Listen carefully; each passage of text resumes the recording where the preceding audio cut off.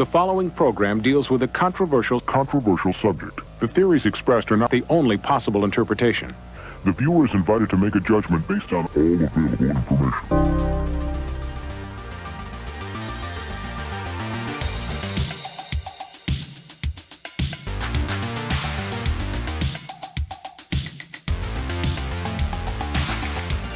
The top talents in the comic book business are here to tell everything they know.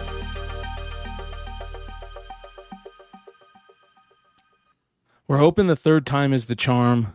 Den is fucking with me again. I can see. My internet's probably already messing up, I imagine. Jesus. You guys, we're trying. I really am trying. We're going to try and rough through it and see if it works. I had fiber put in a few days ago. And Brian, if you have to shit, there's other ways to get a laxative instead of just having that fiber. Jesus, I know, bro. Oh, wait, round 2. Try round 3, Igor. Round 3. At least. Round 3. So, fucking hey, man. Holy moly. All right, let's see here. Thanks for hanging out with us, you guys. Industry of Comics, episode 65? 50? 65? No, like 68? No, 65, I think. I'm just hanging on for 4 more episodes, Brian. That's all I'm fucking doing. I know. 65. Welcome to 65. The internet is been fucking with me all day. We've reset it a couple of times. We're going to give it a go. So, a couple things to talk about. Ladies and gentlemen, there have been layoffs at Diamond. We're starting to see the end of an era in comics has finally come, and these are the death nails, right? The coffin nails, the final death nails. And this is really crazy, right? It's really tough because Jesse's in. Yep. Jesse, don't worry, you didn't miss anything. We had 56 minutes of the perfect episode before you showed up. Yeah, no, there you go. Yeah. I was listening in the car. I'm like, are they going to ever speak?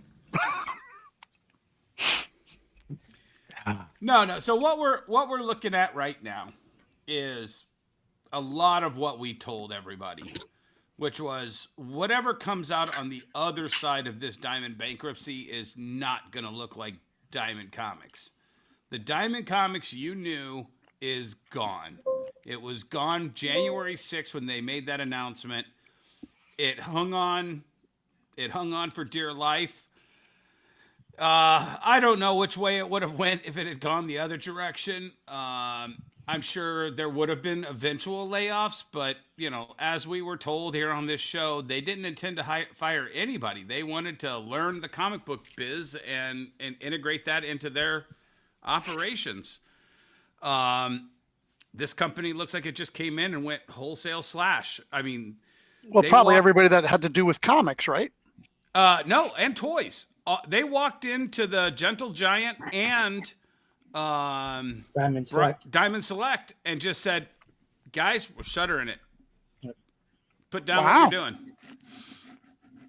So that's most of Diamond in Baltimore was let go at the employee level. I know of at least 2 people who got jobs with both Universal and Alliance. They were offered jobs and accepted them. I know a lot of people are gone. Only one of which I actually wanted to see go. It's literally a bloodbath. And to happen after such a roller coaster ride that we've all been along for the last 2 months. Are we doing this? Are we doing that? Are we doing this? Are we doing that? And then just nope, rugs pulled out. Bye. No severance either, I heard. Yeah. So I'm going to go the opposite direction here. And I've been doing this a long time. Obviously, I come from corporate. I come from a corporate company that's bought a lot of companies. This is standard. So anybody that's surprised that a company buy another company and let go of people, I don't know what world you're living in. That's just how it works. Now, you said the other company, if they won, they were then keep people. Yeah, they were then keep people until they learned what they had to do, and most likely let those people go at that time. So this is basic economics, basic investments. AdPop wants their company to stay AdPop. So just because Diamond Select goes away and Gentle Giant, no, it's just changing names. And they're then probably change the name, and their own group that's already been doing is going to do this. So I'm not surprised by any of this. But at the end of the day, listen, if you work for that company, I get it. You know, our sympathy goes out to all those families. But at the end of the day, they have to protect their brand. And the best way to protect their brand is to switch everything over to their brand. Yeah. Well, let's explain to everybody what's going on. So we all saw the craziness that happened with the initial sale of Diamond through Alliance Entertainment, or AENT.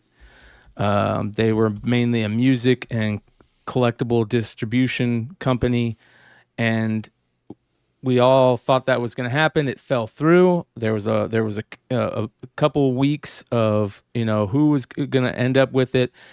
Universal / AdPop. Universal is a company in Canada that does distribution of comics and toys up there, I believe. And then AdPop is a company here that does NECA and that's WizKids. Is the two companies that also came in and put in another bid. And then all of a sudden we thought they were going to win it for a lesser bid than AENT put in. This whole thing goes to court. AENT finally says, screw it, we're taking back our bid. Universal AdPop comes in. Well, at first they take back their bid. We all think it's going to go to liquidation. Universal AdPop comes in and buys it for an even cheaper amount than they did the first time around. Now that Universal AdPop has Diamond, we're starting to see the changing of the guard. What does that mean? Jesse, what are you hearing that final number was? Like 55 million? No, the final number was 18 plus 39 or 29. 18. I think the max would have been 58, right? Because they added 10 more million to it. So it was between 48 and 58 million. Okay. Yeah, I heard around 55 was the total. Yeah. Now, I something Brian did say, I would be there. Sometimes a company withdraws their bid, not because they want it. All right. In this case, I think some interesting things came up that AENT said, you know what, we're not going to win this anyways. Right. And I think they withdrew that based on strategic. I don't think they've ended that $8.5 million lawsuit, though. No. I'm talking about the buy. I think strategic uncertainty came into this situation, and I think that's why we are where we are today. Let's talk about. I want to talk about real quick about what is left of Diamond. So what we know now, you guys, is that Universal is taking over Alliance Games division of Diamond. They'll take over all the games division of Diamond, and those warehouses. And those warehouses. And AdPop is going to take over the Diamond IP mill. So AdPop takes over Diamond Select, Gentle Giant, Diamond Comics Distribution US. I don't know where Overstreet is, and I don't know where Gemstone is. I've heard that both of those are in a separate holding company outside of that corporate structure. Okay. Who is getting the grading company, and who is getting Free Comic Book Day? Do we know about that? Or AdPop is getting CGA, and Free Comic Book Day and all the other IPs that Diamond owned. Okay. Because from what I heard was today AdPop. Well, I think there was a joint. Did you get the email, Emmett? Because I saw two different headers. I saw one header that said ad populum, and then the other said universal ad populum. So I don't know who's addressing these, but apparently it came out that Comic Suite might not be operating still in the future. That Comic Suite will just be shuttered. Right. They fired the entire IT team, update team, and all of that. So yeah, that's the big problem, right? Ad Populum comes in now. They take over Diamond distribution, comics distribution, and basically gut it, right? Is that what they're doing here? They're just kind of done. And so that makes me ask you guys, Diamond Comics distribution, as we know it, is gone. Right. It won't even be taken over. It won't even be another company just putting their name on it and continuing it. They're killing it. Yeah, it would be like, it's kind of like, you know how Big Lot is reopening all these stores after bankruptcy with the new company? Mm-hmm. Well, it's all new administration. It's all new heads of the company. Yeah, but there's still a store called Big Lot. There won't be... What? Exactly. There won't be not only will there not be Diamond distribution, there won't be any distribution company continuing from what AdPop does, right? For comics. Well, and that's very interesting because they are what's FOC is 60 days out. So, you know, maybe the next 2 months is kind of in play, right? To do some distribution.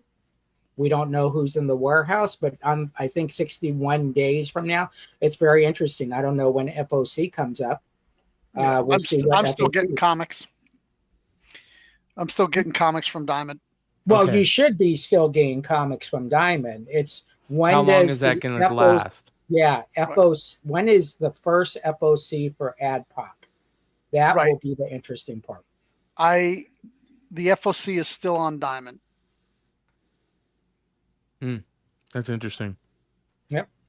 That's interesting. Big Dog Inc. says they are still accepting submissions for books for their catalog, etc. Interesting. Yeah. Hey, you could be on page 1. Never know. Right? Yeah, whoever jumps in there first could be on page 1, yeah. Yeah. Or no, there's people already in there. What are we talking about? They're going to continue, right? Well, we don't know. Yeah. You know, what's in the computer today does not reflect what's going to happen 30, 60, 90 days from now. I think AdPop needs to go in. They need to figure out how everything was done, how then it fits into their company, and then make sure it makes sense. It might not make sense for them. Go Gadget Arm for AdPop CEO. Let's get him on the phone. I don't even know who it is. I wish I would. Yeah. Yeah, so it's interesting. You know, Lunar and Diamond have been doing a fantastic job. They've just been looking straight. They haven't been commenting. We're just going to sell books. And then AdPop is going to figure out what they have to do. And maybe it's not in their wheelhouse. You know, maybe we are a toy company. This is what we do best. Why are we even doing this? Who's left? And again, I will say this consistently, Massive, Panelfly, Filbo. These 3 companies have been racking up the small indies, been doing distribution for them, and I think that's taken some pressure off the Lunar and Penguin of turning down people when they got these 3 smaller companies saying, we'll take on those small people for you guys. Yeah, let's talk about that a little bit. So we're planning on getting these guys on the show, but just before we do, we're seeing these different types of distribution models pop up. We're seeing these these portal models where it makes it easy so retailers can go all to one less place. We're seeing also these new distribution companies pull up, like, what was the one you just talked about, Jesse? The Bilbo. How do you say it? PHILBO distribution. Bilbo. Yep, and that's been done by Philip Russet. Well, I'll tell you what. I've watched a lot of shows over the last week since it was a done deal. One of the things that I don't like is that there's a lot of people I would call grifters or middlemen, professional middlemen in this industry, that have taken this opportunity to go, well, this just proves you need to use my service to get your indie comics into more distribution channels. And I'm like, yeah, if you weren't big enough to make that grade beforehand, what makes you think you're going to be able to do it taking the scraps that are left from this diamond collapse? You know what I'm saying? Yeah. I don't think anybody's prepared to be a diamond. Yeah, but I don't think these companies are taking on 200 small indies either. They're taking on, Bilbo has Zenoscope, they have Billy Tucci, they have Murat Michaels. I mean, that's 3 pretty good names right there to do some sub distribution for. And I think if you specialize, see, if I was then do it, I would be a specialized distributor that only specialize in certain people that met a certain criteria for my company. And that would be social. Are they social? Right? I think that's very important. Yeah. Well, we're finally seeing the end of Diamond, which is an end of an era in comic books. There was people when this started that said to me that Diamond will never be gone. There will always be a Diamond around. I heard that. I've heard a lot of people say that the distribution model is dead. And we're in a new world of comics, and I think that it's sad that Diamond is gone, but it is 100%. We are in a new world of how people like to get things, whether they like to go out and search for them, or they just like to hit a button on the internet and said, I want it, and get it sent to their house. There is a totally different world arriving here right now in the world of the comics industry. Brian, we're 2 months till San Diego Comic-Con, and I've yet to hear anyone in this industry step up and go, hey, one of the most important things is getting all the retailers together at San Diego and allowing the entire industry to show you what's going to be available for the next year. I haven't heard that yet. Penguin hasn't stepped up. I haven't heard Lunar step up. Diamond isn't going to be stepping up. You know what I'm saying? Yeah, I don't think that's... I think that's, and they say this in a way not towards you, Dennis, but I almost think that's drastic thinking, the way we have saw the numbers go from 1,200 to 800 to 400 to 200 to less than 100 in those rooms.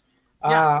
I think retailers are more interested in going out and buying stuff that's then keep their store open than sitting in a room for 2.5 hours to get 10 free items at the end of the show. Well, I mean, but Jesse, one of the things that Jurassic, I think was the word you were trying to say. Yeah.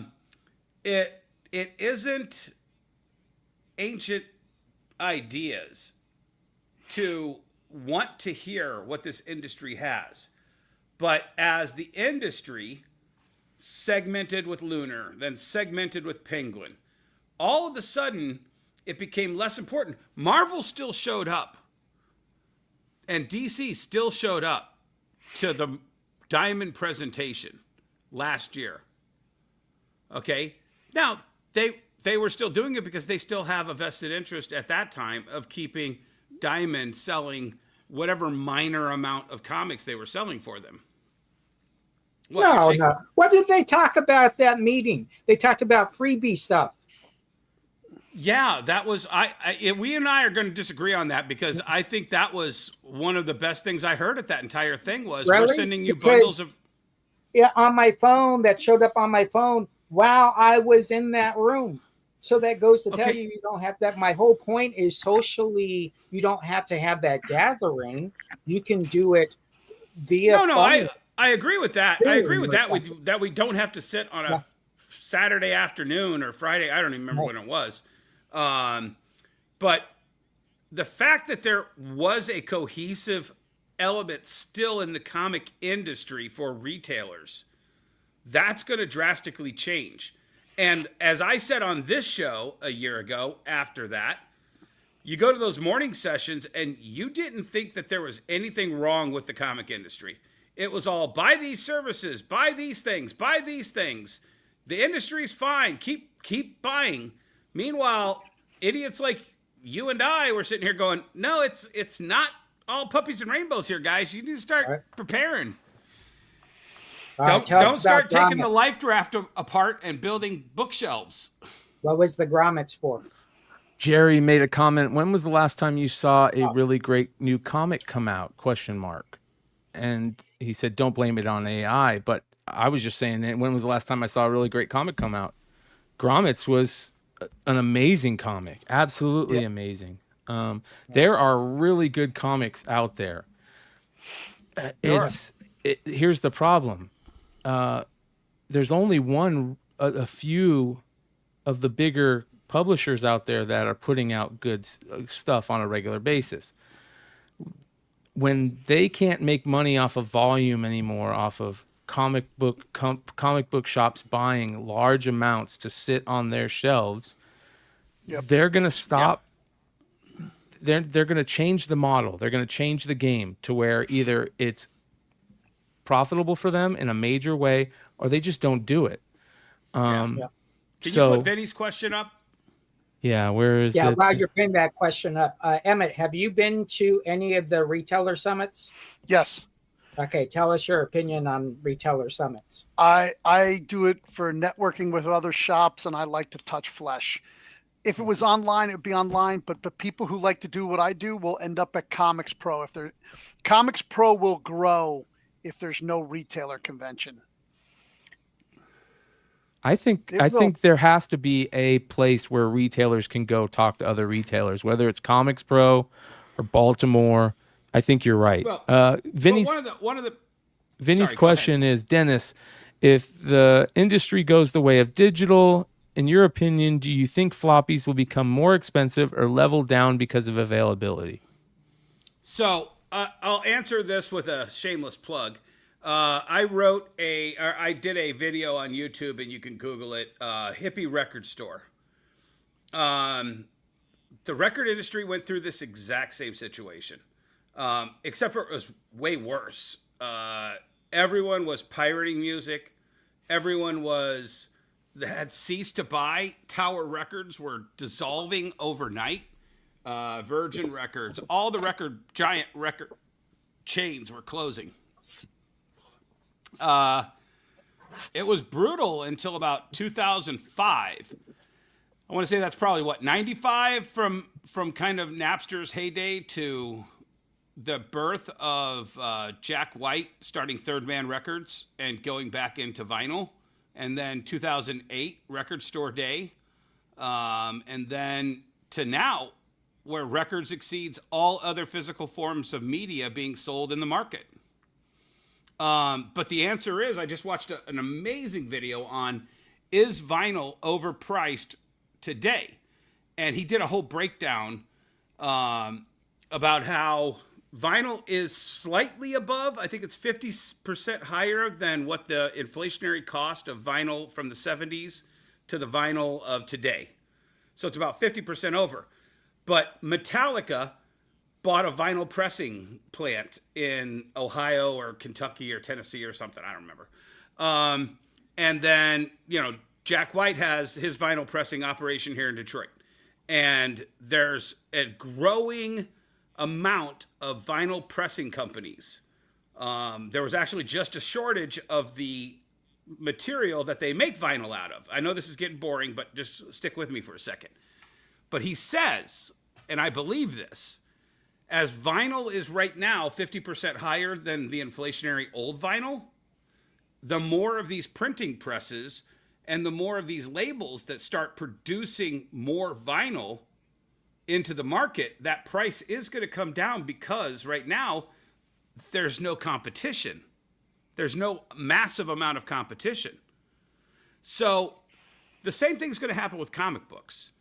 As you said, Brian, if Marvel and DC see a 20% drop in sales to retailers, the easy solution is a 20% increase in cost or price to retailers. That fixes everything. Their bean counters keep them going at that price. So yeah, everything will become more expensive until that number, there's a sweet spot where that number is no longer in the sweet spot, and one of the two big twos is going to flinch and go, yeah, we don't need this shit anymore. And just like when DC left Diamond for Lunar, one of them's going to do it, and then the other one's going to follow suit. And I could see a future in the next 2 to 3 years where both of them are out. They're just like, nope, IDW, you want to do Marvel? All right, do it. You're already doing Star Wars for us occasionally. You're already doing the kids superhero stuff. And then Dark Horse will be like, okay, we'll do Batman. All right, cool. You guys run it. You guys make your little money, and we'll be over here collecting the IP checks.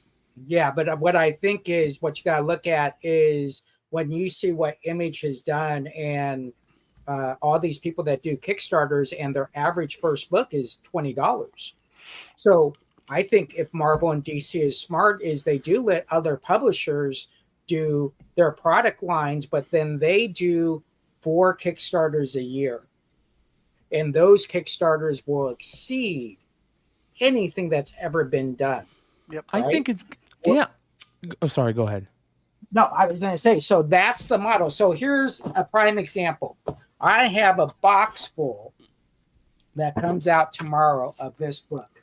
The whole box, right? And guess what that book is? What's that book? Monsters. Right? Monsters. Yep. I'm going to be sold out tomorrow. I got 226 copies. I'll be sold out in one day. The problem is I have to sell out of everything else as well. So I think what we have to be careful on is saying, oh, well, there's not too many hot books out there. But if there is a hot book, yes, you got to sell that out, but you got to sell all your books. That's what you got to do. If you sell all your books, that's how you keep your prices down. It's when you don't sell all your books is when you have to raise your prices, not just from wholesale, but to your distribution in your store. Something interesting to me is that you talked about is Kickstarter. I think we need to, in the comic book industry, we need to lean on crowdfunding platforms or crowdfunding in general. Three Rivers says, if a product like a shoe gets hot, the manufacturer rushes that product to retail stores. Why can't comic publishers do the same? Thought we figured this out like 100 years ago. FOC ordering is like a dinosaur. Well, I will say this. I think you're right in a little bit there, where we use the crowdfunding sites or platforms to filter out the garbage. And when we see something like we're doing, Monsters gets hot. It's hot because it's good. Dwellings gets hot. It's hot because it's good. Like there's these certain storylines in comic books that get hot in the secondary market. I don't see anything wrong with doing what like Mark did with Monsters and bringing them to the publishing world through a smaller publisher or even Image, you know. Can I ask an important question here on this channel? Emmett, I don't know what your rent is, but what are your top 10 selling books right now? All the absolutes. There's 5, 6. Yep. Monsters. 7. The new Spawn lines, 8, 9,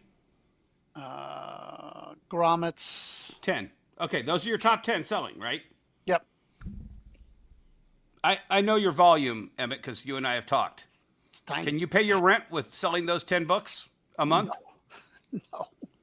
No, not even close. I love you, Emmett, but I'm sorry I had to put you on the spot like that. No, that's but you're fine. you're indicative of every retailer out there. Jesse, back in your day when you were buying new books and you were paying your rent, could you pay it on your top 10 selling books? No. And here's the funny part. I couldn't pay it on my invoices being $15,000 a week. I Right. still couldn't pay my rent. Right. Right? So Because- Brian, what you're saying is absolutely true. But if you look at that microcosm, this industry needs a lot more than top 10 selling books. Well, I think this industry also needs to realize that it's not the monster it was anymore. Like this industry needs to also lean on the fact that the places that sell comic books are also places that sell toys or collectibles or whatever. Maybe lean into that again a little bit. I don't know. Who knows? Right. Well, the one thing I want to bring up is I come from corporate, but I come from the shoe industry, right? So what's interesting about the shoe industry, you order your shoes a year out. 12 to 18 months is how far out you order to get your shoes. When a shoe gets hot, they don't technically make more shoes. They clear out their warehouses. And then they immediately go to something made just a little bit different. So if you look at an UGG, that might be the best example of they'll then continue to make that UGG, right? Because it's hot. They know it's hot. But traditionally, even a Jordan, they'll sell out, right? And then all of a sudden you got Gen 27 or a Gen 29. They'll go to the next level up. So shoes is a little bit different. But in comic books, our reaction is, let's do a second print. Let's do a third print. That Mark Spears is a fifth print, right? Yep. And so we're a different mammal altogether. And I think those changes of continually doing prints could hurt the industry, right? In one way, because you're making a book still accessible in masses. And in the good way, you're also doing it so that people who didn't get it the first time or the second time or the third time or the fourth time gets it on the fifth time, right? So it's very, very interesting. I think what we forget is every week about 200 issues come out every single week. And you technically, as a retailer, have to be spot on your orders every single week, which is virtually impossible because you're doing it 60 days out. Yep. Even the FOC 3 weeks out does not save you. No, it does not, because half that stuff goes on back order anyways. Mm-hmm. Nope. Because they can't produce that stuff fast enough. I'm just saying, right now would be the time for us to start. I don't hear even a vibration. I don't hear a pebble in the lake. I don't hear a vibration in the air that Comics Pro, that Penguin Random House, that Marvel, that DC is going to try to hold this industry together and try to lift all boats with a rising tide. I'm not hearing that.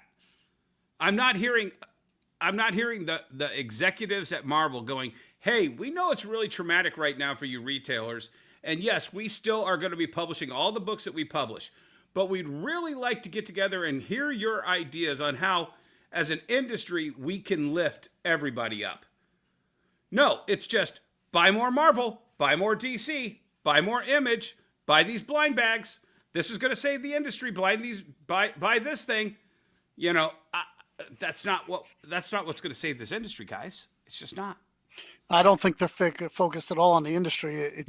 It's actually by the week. They're like, how many did we sell this week? What we came out? What's the numbers? What do we have to do to maintain the number for next month for this title? Yeah, and then or do we scrap it? They're making that decision, and then I think it's on a week-to-week basis. And I'll tell you what, I got the new DC absolutes in, and I lowered my numbers because the issue, I think 5 and 6 of Batman didn't sell as well. So 7 and 8, they're selling about what 5 and 6 did. I'm not seeing new people jumping in.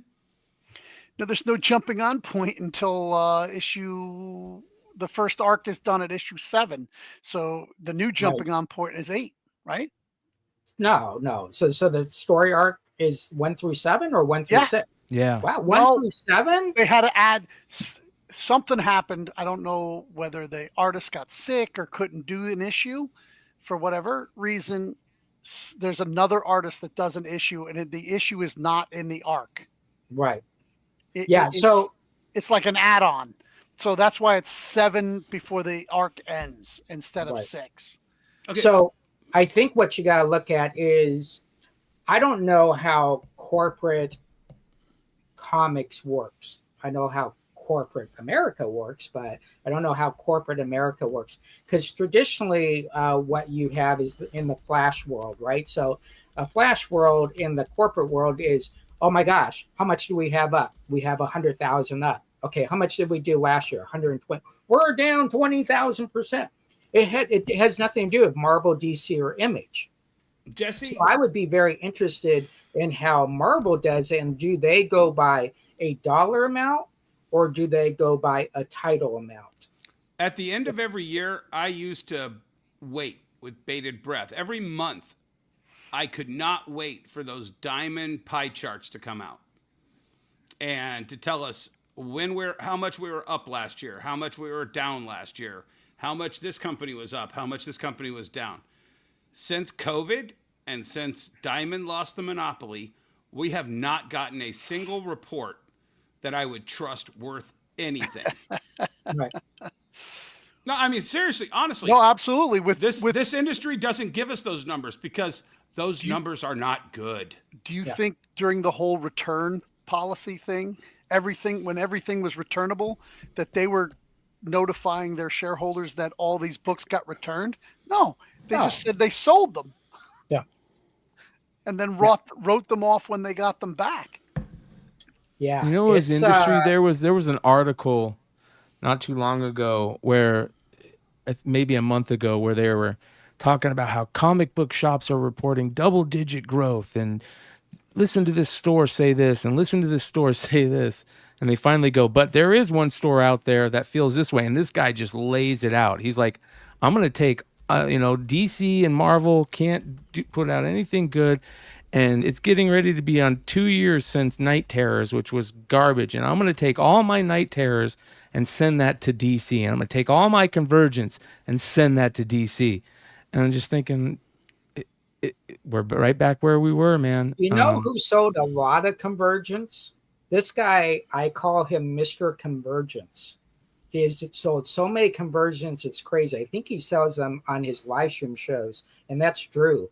Drew is a big Convergence fan. That means he bought a shitload of them and didn't sell them and didn't have the time to tear them off and send them in for refunds. Yeah, exactly. What was that, crap or what? And then you got that Chip Kid cover variant, which was those were the worst variants ever. Yeah, they're like, it was half the face. I told you that made me piss off an Oscar award-winning actor or writer, right? No. So I had on Amazon, I had Harley Quinn #1 and 2, and it's this side for 1 and this side for 2. And one of my employees, not a comic book fan, pulled an Amazon order for, unbeknownst to them, an Oscar-winning writer who was later going to write for DC Comics, and accidentally sent a 1 instead of a 2 because the image from the pick order was half a face, and they just pulled half a face. And you would have thought I won't say what I was going to say. You would have thought I had called his mother a bad name. He's like, I can't believe for $6 you couldn't send me the right comic book. You don't know who I am and all this shit. And I'm just like, and then I look it up and I'm like, oh, okay, I know who you are. Yeah, you're an asshole in real life too. So yeah. All right, so 7 years a slave. there's something I want to talk about. I think it's very important that we constantly push this. We got to, because it's not the micro. There's this complete microcosm or tent poles, different tent poles in the comic book industry. And if you're going to be a successful brick and mortar shop or retailer, there's certain things that I think you got to do, and obviously one of them is be selling parts of different things. If you want to get into new books, that's fine, but you cannot go crazy on it. You have to be very, you have to be plugged in. You have to be finger on the pulse of what's going on in the world. And the other thing is you have to be constantly buying product to sell that older product, if that makes sense. And the reason why is because people love to collect things, and collectability is a big part of this industry. And Three Rivers made a comment. He says, why can't publishers print on demand? So if I'm a shop and I sell out of monsters, but I know I can sell 50 more, why can't I call a distributor and get 50 copies next day? Is that possible? No, because you would kill monsters. Monsters is selling the way it's selling because... You remember Rags? Rags, yes. It's selling the way it's selling example. Because it's a perfect storm. It's a great story. People love reading the story, but all those extra copies are selling because it's super collectible. Right. Well, so there's legalities there too. You have, like that box of bit prints I just showed you. All right. Yeah. We sell out. Oh, let's reprint some more. Well, those aren't bit prints now. No. Those are now 6 prints, right? You're a D shop. A whole bunch of things come into play. And then to redo them is then cost that distributor or that publisher so much more money to print more. Yeah. Unless they're printing, another 100,000, it's not worth their time. So. Well, that and the fact that Keenspot has their printer already preparing for Monsters 5 or 6 or whatever the next one is. And then, those new prints are reorders, but it still keeps them collectible. That's the thing. Yeah. You don't want print on demand, because that will kill the collectability, which is such a big part of the hobby now. It might not have been, 20 years ago as big of part, or 40 years ago, 30 years ago, but it is a major part of the hobby now that keeps it moving. Yeah, exactly. So, can you go up to violent question? Because that's very interesting. He brought that up today. Yeah, so that's he says, do you guys see online reading libraries, i.e. global comics, as taking away from buyers at the retail level? Right. So that was just announced today with Boom that is going away. They are being pulled from the libraries. You cannot view those anymore at the library. So you're going to see publishers making those moves as well. That does take away from actual physical sales. And they are pulling that. I believe they announced that this morning or yesterday morning. So good question. Yeah. Well, and let me just say also, Emmett, give me 1 second. The reason Monsters is at a 5th print is because Monsters #1, first print, was underordered. Then Mark blows up some more. Then retailers didn't get a chance to get second print. I heard the second print was lower than the first print, I think. I don't know. Mark can tell us. No, every time it went up. Yeah, okay, so I thought there was one where it went down because nobody knew it, and then it went up. Oh, maybe printings, but I apologize. Initial orders on a new book. So every issue went up. The point is every subsequent printing has added more fans that want to read #1 before going forward, and fans that have 1, 2, 3, and 4th printing that want the 5th printing to add to their collection. So this is a good thing that it's going into a 6th printing, because, like I said back in December, welcome to the world, Mark Spears. However many copies of Monsters 0 you sold for Free Comic Book Day, that's how many new people are going to want to read Monsters 1. And if retailers only have what they bought for themselves, and they didn't increase by a drastic amount, that's going to be their downfall. And they're going to have to order the 6th when their customers demand it. Right. However, I would say if we go back in history, let's go back in history a little bit. When was the last time a 5th print had an incentive to it? Oh, it happens all the time. I mean, I shouldn't say it happens all the time. It's the norm now.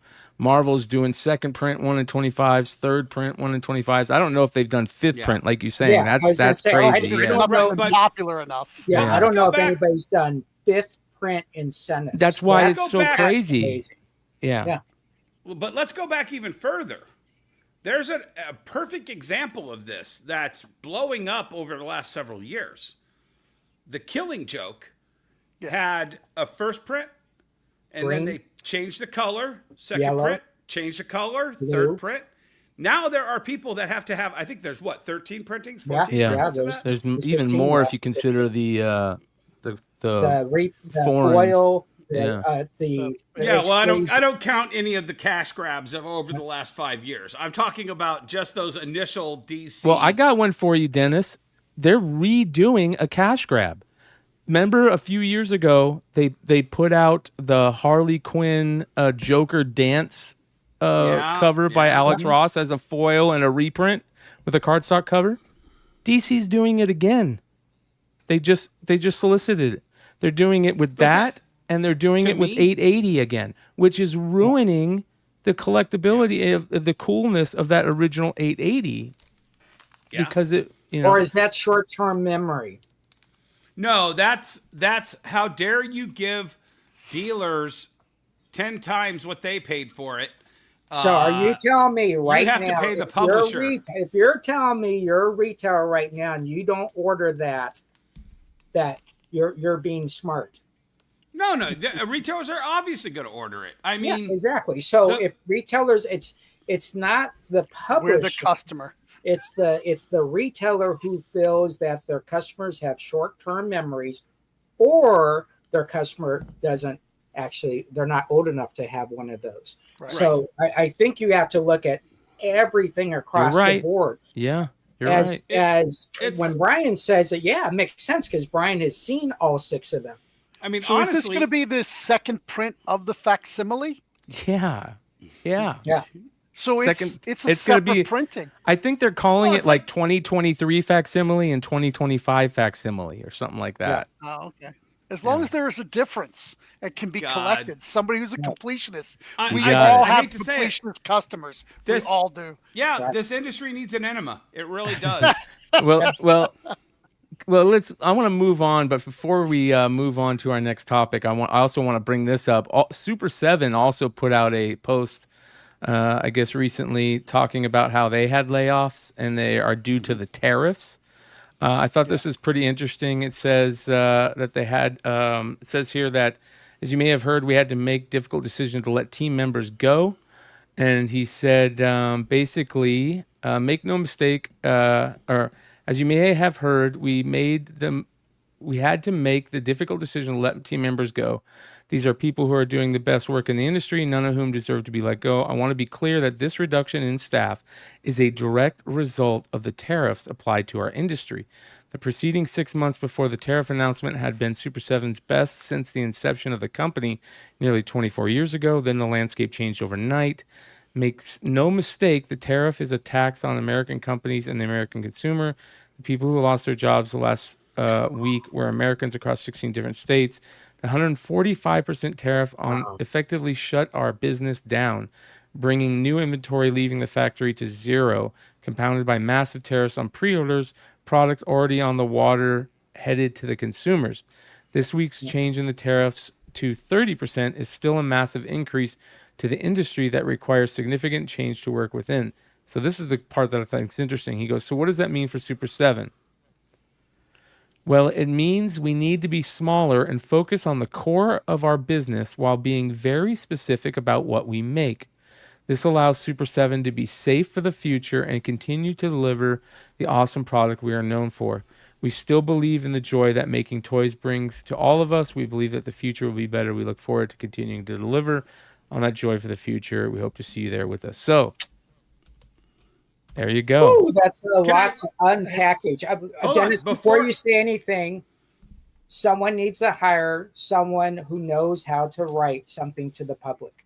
That was poorly written. Before you take that screen off, Brian, go to those pictures I sent you because I got a big fuck you for Super 7. All right. Where did you send it? Oh. Wild Bill. Wild Bill. Okay, I got you. Get the this is a nice little Sagoo. This is the best Sagoo you could have set me up for, Brian. Yeah, hold on here. So, ladies and gentlemen, a nice little Sagoo into our next topic. Oh my God, look at that. That's the Super 7 Reaction G.I. Joe figure. That's about, I think it's $20 retail. $20 retail for a 3 3/4 inch G.I. Joe action figure. Go back, Brian. Hold on. We're not done with that. I know. I gotta get the other one. I know. Up. Oh, look at Wild Bill. Did Trump force you to hire a horrible artist that put 6 fingers on Wild Bill's gun? Did Donald Trump force you to use AI to make this art or hire a shitty fucking artist that doesn't know the human hand has 5 fingers? Sagoo, ladies and gentlemen. Sagoo. What's the heart of your industry? Plastic made by children in a Chinese factory? AI artists making action figure art for you? Fuck you, Super 7. You got no leg to stand on when you release that image this week. Well, and let me back up here a little bit. What we learn, you just now learned that? No. In that sentence? What we learned is we have to do boom, boom, boom. You probably should have known that before you opened your business. Yes. I mean, this is mind-boggling, blaming it on others and not offering a solution. And your only solution is something you should have known before you started your company. It's not Segway. It's Sagoo. It's not Segway. It's Sagoo. I fight that. They don't know the joke. Hey, Brian, quit being Jurassic with your thoughts. I know. You guys, I say Sagoo instead of Segway. It's an old inside joke. CBS. You put the wrong syllable on the wrong inflection. Emphasis. I can't tell you how many people at Ollie's say stop saying Ollies. Here's how I say it. I'm sorry, that's the way I say it. Well, no, but here's the thing. You guys carry Super Plastic ever? The company Super Plastic? No. So that's one of the founders of Kid Robot. He started another company called Super Plastic. A month ago, I think it's a month ago, they closed their doors and sold out of everything they had in stock. They said because they weren't going to continue with the tariffs. They weren't even willing to wait it out and see where it would end up. Can I tell you something? And I told you after Japan, and I'm starting to sound like Cliff Clavin after he got back from his Florida trip. It's all about Japan, baby. I went to that Tokyo Toy Show, that super festival show. Right. And at that show in Japan, I told everybody there were all of these small press, small printing guys that were making these little pop vinyls. And we've all seen the Ultraman vinyls and the Godzilla vinyls and you know. So these guys make their own. And guess what? Their booths had lines around the corner to get one of the 50 that these artisans created. Right. And it was, I don't get it. It was the Mugato creature's head on a Godzilla body, and everybody was like, okay, that's cool. But it was made by this guy and this company and that and this small press and this small batch and this. And it's here in America already. There's a lot of underground and guess guys what? that are making a ton of money. That's what's going on in the comic industry. Everyone's going to start bitching about the tariffs on Canadian printer paper because they didn't sell as much as Mark Spears. Well, you didn't get off your ass and do what Mark Spears did, okay? You didn't get off your ass and do what Kirkman did with G.I. Joe and Transformers. IDW had And those Battle licenses. Beast. Look at what they did with Battle Beast. I mean, thinking outside the box. Yes. Because guess what? Hippie record store video. When Napster crushed the record industry, you either went out on tour and you busted your ass to tell your fans, I'm here for you, and you better have a giant poster that folds out from your CD case that turns into a poster of the band and all the liner notes for all the lyrics of all the songs. Make it extra. Yeah. You make it extra. Guess what? We're making a 10-box set of every one of our albums, and it's only available, at a record store. You've got to get off your ass. And if Super 7 wants to use AI art to make their packaging, and they want to crank out a 3 3/4-inch action figure that fucking Dollar Tree is selling for $1.25, and you think because you got to pay Hasbro for that Super 7 licensed G.I. Joe license that you can get away with $20 a figure? Fuck you. Do better. Figure it out. Let's talk about this AI and the crisis that I see is happening in art, and it's been going on for a while now. But I think it's gotten to the point where the comic book industry has changed and moved in such a direction that it needs to be talked about more, and we'll explain why. Is this that Darth Maul thing that I saw?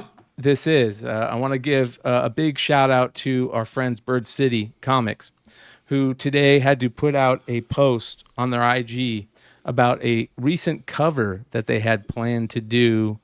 I believe these were supposed to be for a convention coming up. I could be wrong, but they had planned to do 3 covers for a tidal wave book based on the biography of George Lucas, I believe. And the artist that they chose to do it was an artist we've talked about before, an artist that we've talked about in positive manners over here very early on back in the day. In this channel, Tales from the Flip Side, we interviewed him, and that is John Gallagher, a.k.a. Uncanny Knack. He is that the guy who did the House on the Lake for Drew? You got it. He did House on the Lake for House on... what is it? Pool, lake in the pool. Nice house on the lake. Nice house on the lake. Yeah. He did that. Was he did a killer cover, and it crushed me that guy got sucked into being an AI artist. Well, not AI artists, Dennis. There's a difference, and we're going to get into this. So, unfortunately, they got these covers done by John. They announce them, and somebody goes, "That looks very, very interesting." And this post, which we won't get into too much, but this post from our boy Nemesis Prime shows it and talks about it. And it's very interesting because why am I not seeing the little... anyways, John Gallagher, where did he take it down? Did Nemesis take it down? He says... Since Matt wants to know where this post came from morning, I was asked to delete it as it became too close to home. So anyways, Nemesis Prime put out a post saying, this is showing the problem. And so Bird City, basically what happened is Bird City ended up having to take this comic book down from their site because... the majority of the art is lifted from another piece that was probably done from another artist. This is something that we're seeing happen. We've seen happen with John multiple times, unfortunately. He's been called out for his gun honey lifting of art. Obviously, there was books before that where he's lifted art and been called out. Not only that, he's been called out multiple times by places like Bleeding Cool. This is in January or June of 2019, where he's lifting art from Civil War. Shit. Yep, Civil War stuff. Greg Land called and wants his light box back. Yep, that is the exact pose.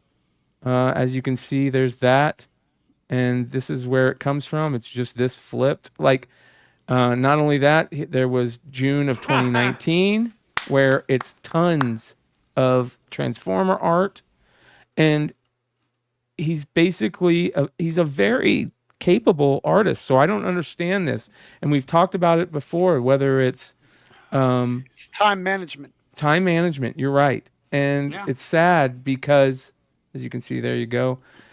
This is a problem, and this isn't just AI. This is lifting art from other places. And here's my problem. Bird City had to come out today and take a hit. Is Laura still in the chat? She might be. I didn't know if I saw her.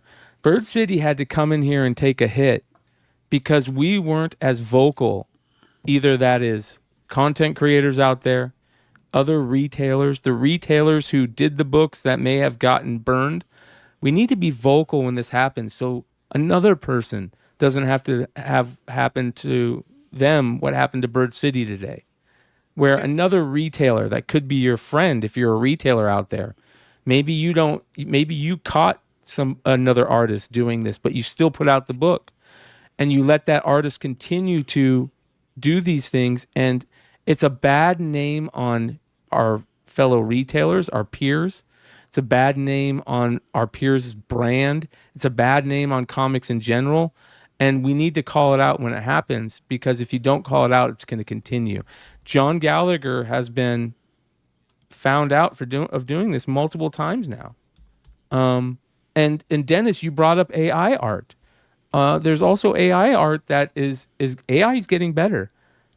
If you're not using a Google reverse image search or an AI art checker, I don't know. What's the best AI art thing to check AI art? Honestly, I think you probably need to have 3 at this point.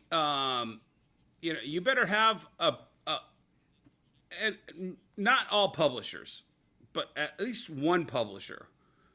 The big 2, maybe the big 3. Obviously, the big 3: Image, Marvel, and DC should have a professional. I mean, dude, these guys get busted within 24 hours of posting these. Sometimes 2 or 3 hours of posting these. You're telling me not one publisher can outsource every piece of art that comes in to one person to run an AI checker on them? Come on. Yes, that's okay. Let's talk about that, because that's what we're getting at with this. There are problems when let me go ahead and bring these up. Oh yeah, Jesus. Yeah. So this was the post earlier today from Nemesis, him calling out, John for doing this. Hold on, here we go. You can just see. I mean, yeah. What is that from? Is that from an action figure? It's from an action. It's from a toy or a statue. And he's done that before. That's exactly where he's pulled, like a lot of Transformers stuff with some box art. Yes. So and that box art is 2 of our guests on this show have done box art for these companies. Yes. John Tyler Christopher and who was the other one? Mark has done box art. Mark Spears. Yeah. So that's 2 of our guests that that are in the ripping pool, the aping pool. Yeah. Yeah. Well, my thing is that, there's people out there that don't like talking about that. And I understand if you're a retailer and you don't want to talk about it, but if you don't talk about it, if you don't come out and did what Bird City did and said, yeah, this sucks that we're having to do this, but we're doing this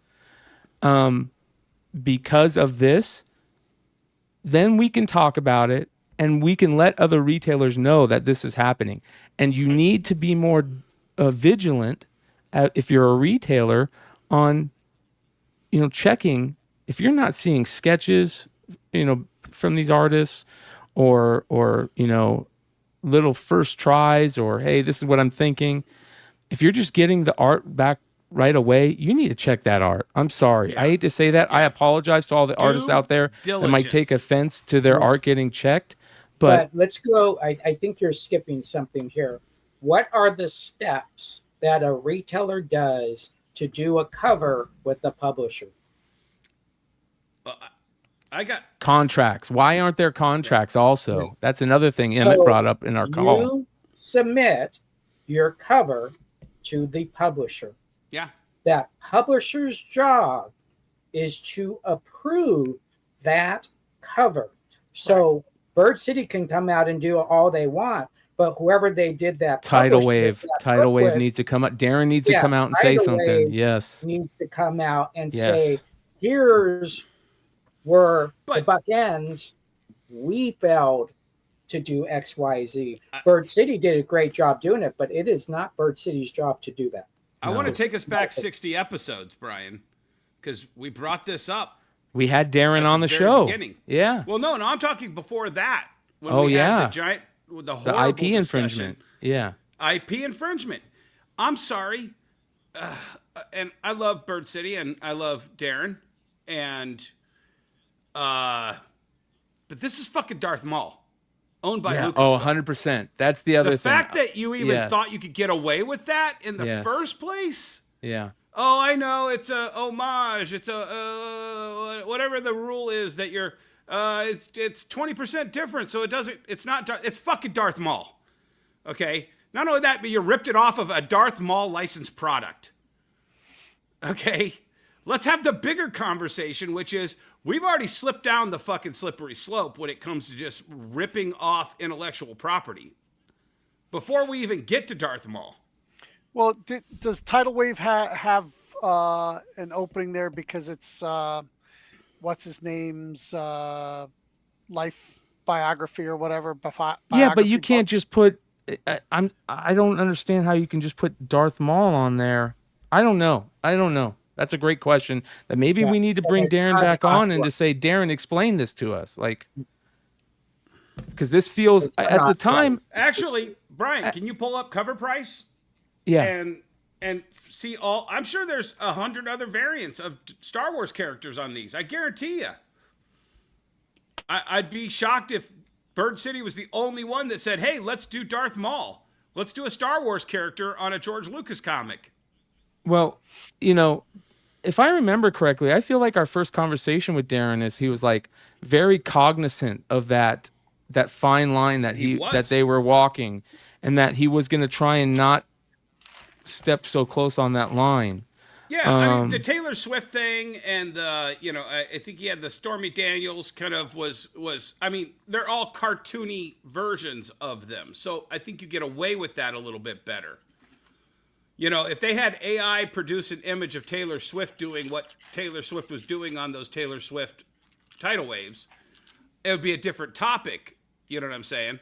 Yeah, but I think the topic is who. In this case, I don't think the responsibility is landing on the right person here. Oh yeah, no, I think. But what I'm saying is for Tidal Wave to know that they're doing a George Lucas comic, but then deciding to put Star Wars imagery on a. You know what I'm saying? Yeah. Well, this was their play. That's the line that got crossed before approving Bird City's Darth Maul cover. Right. This is 100% was their play. Right. No, that's what I'm saying is I bet you there's 100 other Star Wars characters on George Lucas comics, and that this goes right back to Darren and Tidal Wave.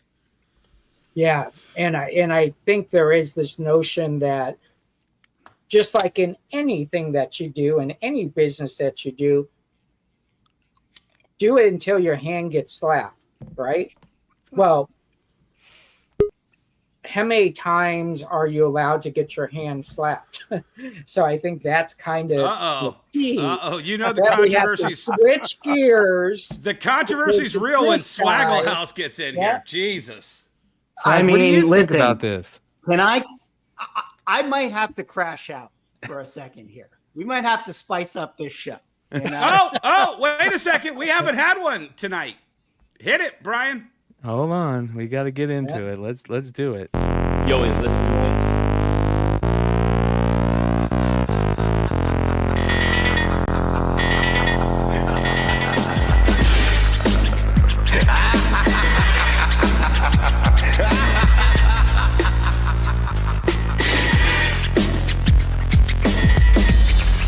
Most valuable commodity I know of is information.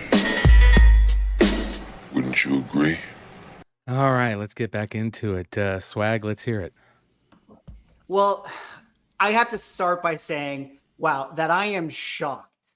Okay, I am just appalled. My pearls are clutched that the company that does bootleg comics would also use AI and knock off a toy company pose.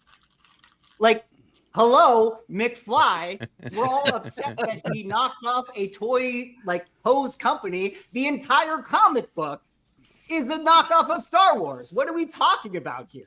Like, I just think it's hilarious that, you know, like there's so much like harumphing and pro clutching in the community with this thing. And listen, I'm not even on one side or the other. And, you know, don't get me wrong. Like, I'll get into Bird City. Love those guys. I think that they're going to do what they are going to do. And I actually have no problem with Tidal Wave. I actually just think, like, I just want to say the quiet part out loud. Like, are we shocked? Like, people want to sell comic books. Sellers want to sell comic books. Why are they making this stuff? Because it sells. Like, what is crazy about it? And like, here's some interesting thing. I can add some insight. What I think is interesting is, I've wanted to talk about Tidal Wave for a while. And again, I don't have a problem with them. I don't know them. But I had been saying, at least privately amongst some of my friends not on the channel, that I think that Tidal Wave, this meta that they are creating for variants, was going to take over. Like, it was absolutely going to replace all retail variants. And the reason for that is they get away with doing these comics because they classify them as biographies. So even though we all look at that and we say, hey, it's a Darth Maul Star Wars comic book, what it really is a Ray Park biography. That's how they're able to do it. You know, you can write a biography about Ray Park as long as it's not disparaging. You know, but and can so you can do get that? away with it. Can you do that on a George Lucas biography and put Ray Park on a George Lucas biography? However they justify it, I'm sure. Here's the thing: I'm sure if the Lucas films saw these things and was actually aware of it, there's probably some things that they're not doing correctly, but it's probably too small for them to really care. Like, that's the truth of it. But the reason is that this is just like their biographies, so they can skirt the line and they can get away with it. And this is clearly a better meta for comic retailers to follow. Like, if you wanted to do a retail variant for Marvel and Star Wars, you'd have to print however many you've talked about, like 3,000 copies, 4,000 copies, let alone if you wanted to do shorter print run incentives, whatever, right? Like if you wanted to be Bryce and you have to like print 15,000 books in order to destroy 10,000, you know, the whole thing. And versus if you go to Tidal Wave, well, I don't need to work with Marvel and Star Wars. I could just do Tidal Wave and do a Ray Park bio. I mean, I think they're missing the bigger picture. Ray Park's tits aren't nearly big enough to sell comic books the way the meta really is. Right. True. Right. Well, let me ask you this question. If Tidal Wave comes out, Bird City comes out, and they say, listen, we understand this controversial. This is very controversial. And they still came out and sold this book. Would it sell out? Even if they admitted that they probably shouldn't be doing this. Yes. Yeah. Yes. Yeah. Because, and that's the other thing too. It's very unpopular for me to say this, but like just with the AI stuff, like, I mean, you guys have said this, like nobody cares. I know that that's like maybe mean to say, but at the end of the day, the consumer just wants to buy something they think looks cool. Like I disagree with that. I see tons of people in the chat that care, man. I see people that are a lot of these people care, but the mass audience doesn't care. Yeah. They just don't. Like that's the truth. Like, let me ask you something though. I get that, but here's what I'm wondering. Even if the mass audience doesn't care, but you know that it's causing something that can ruin this industry.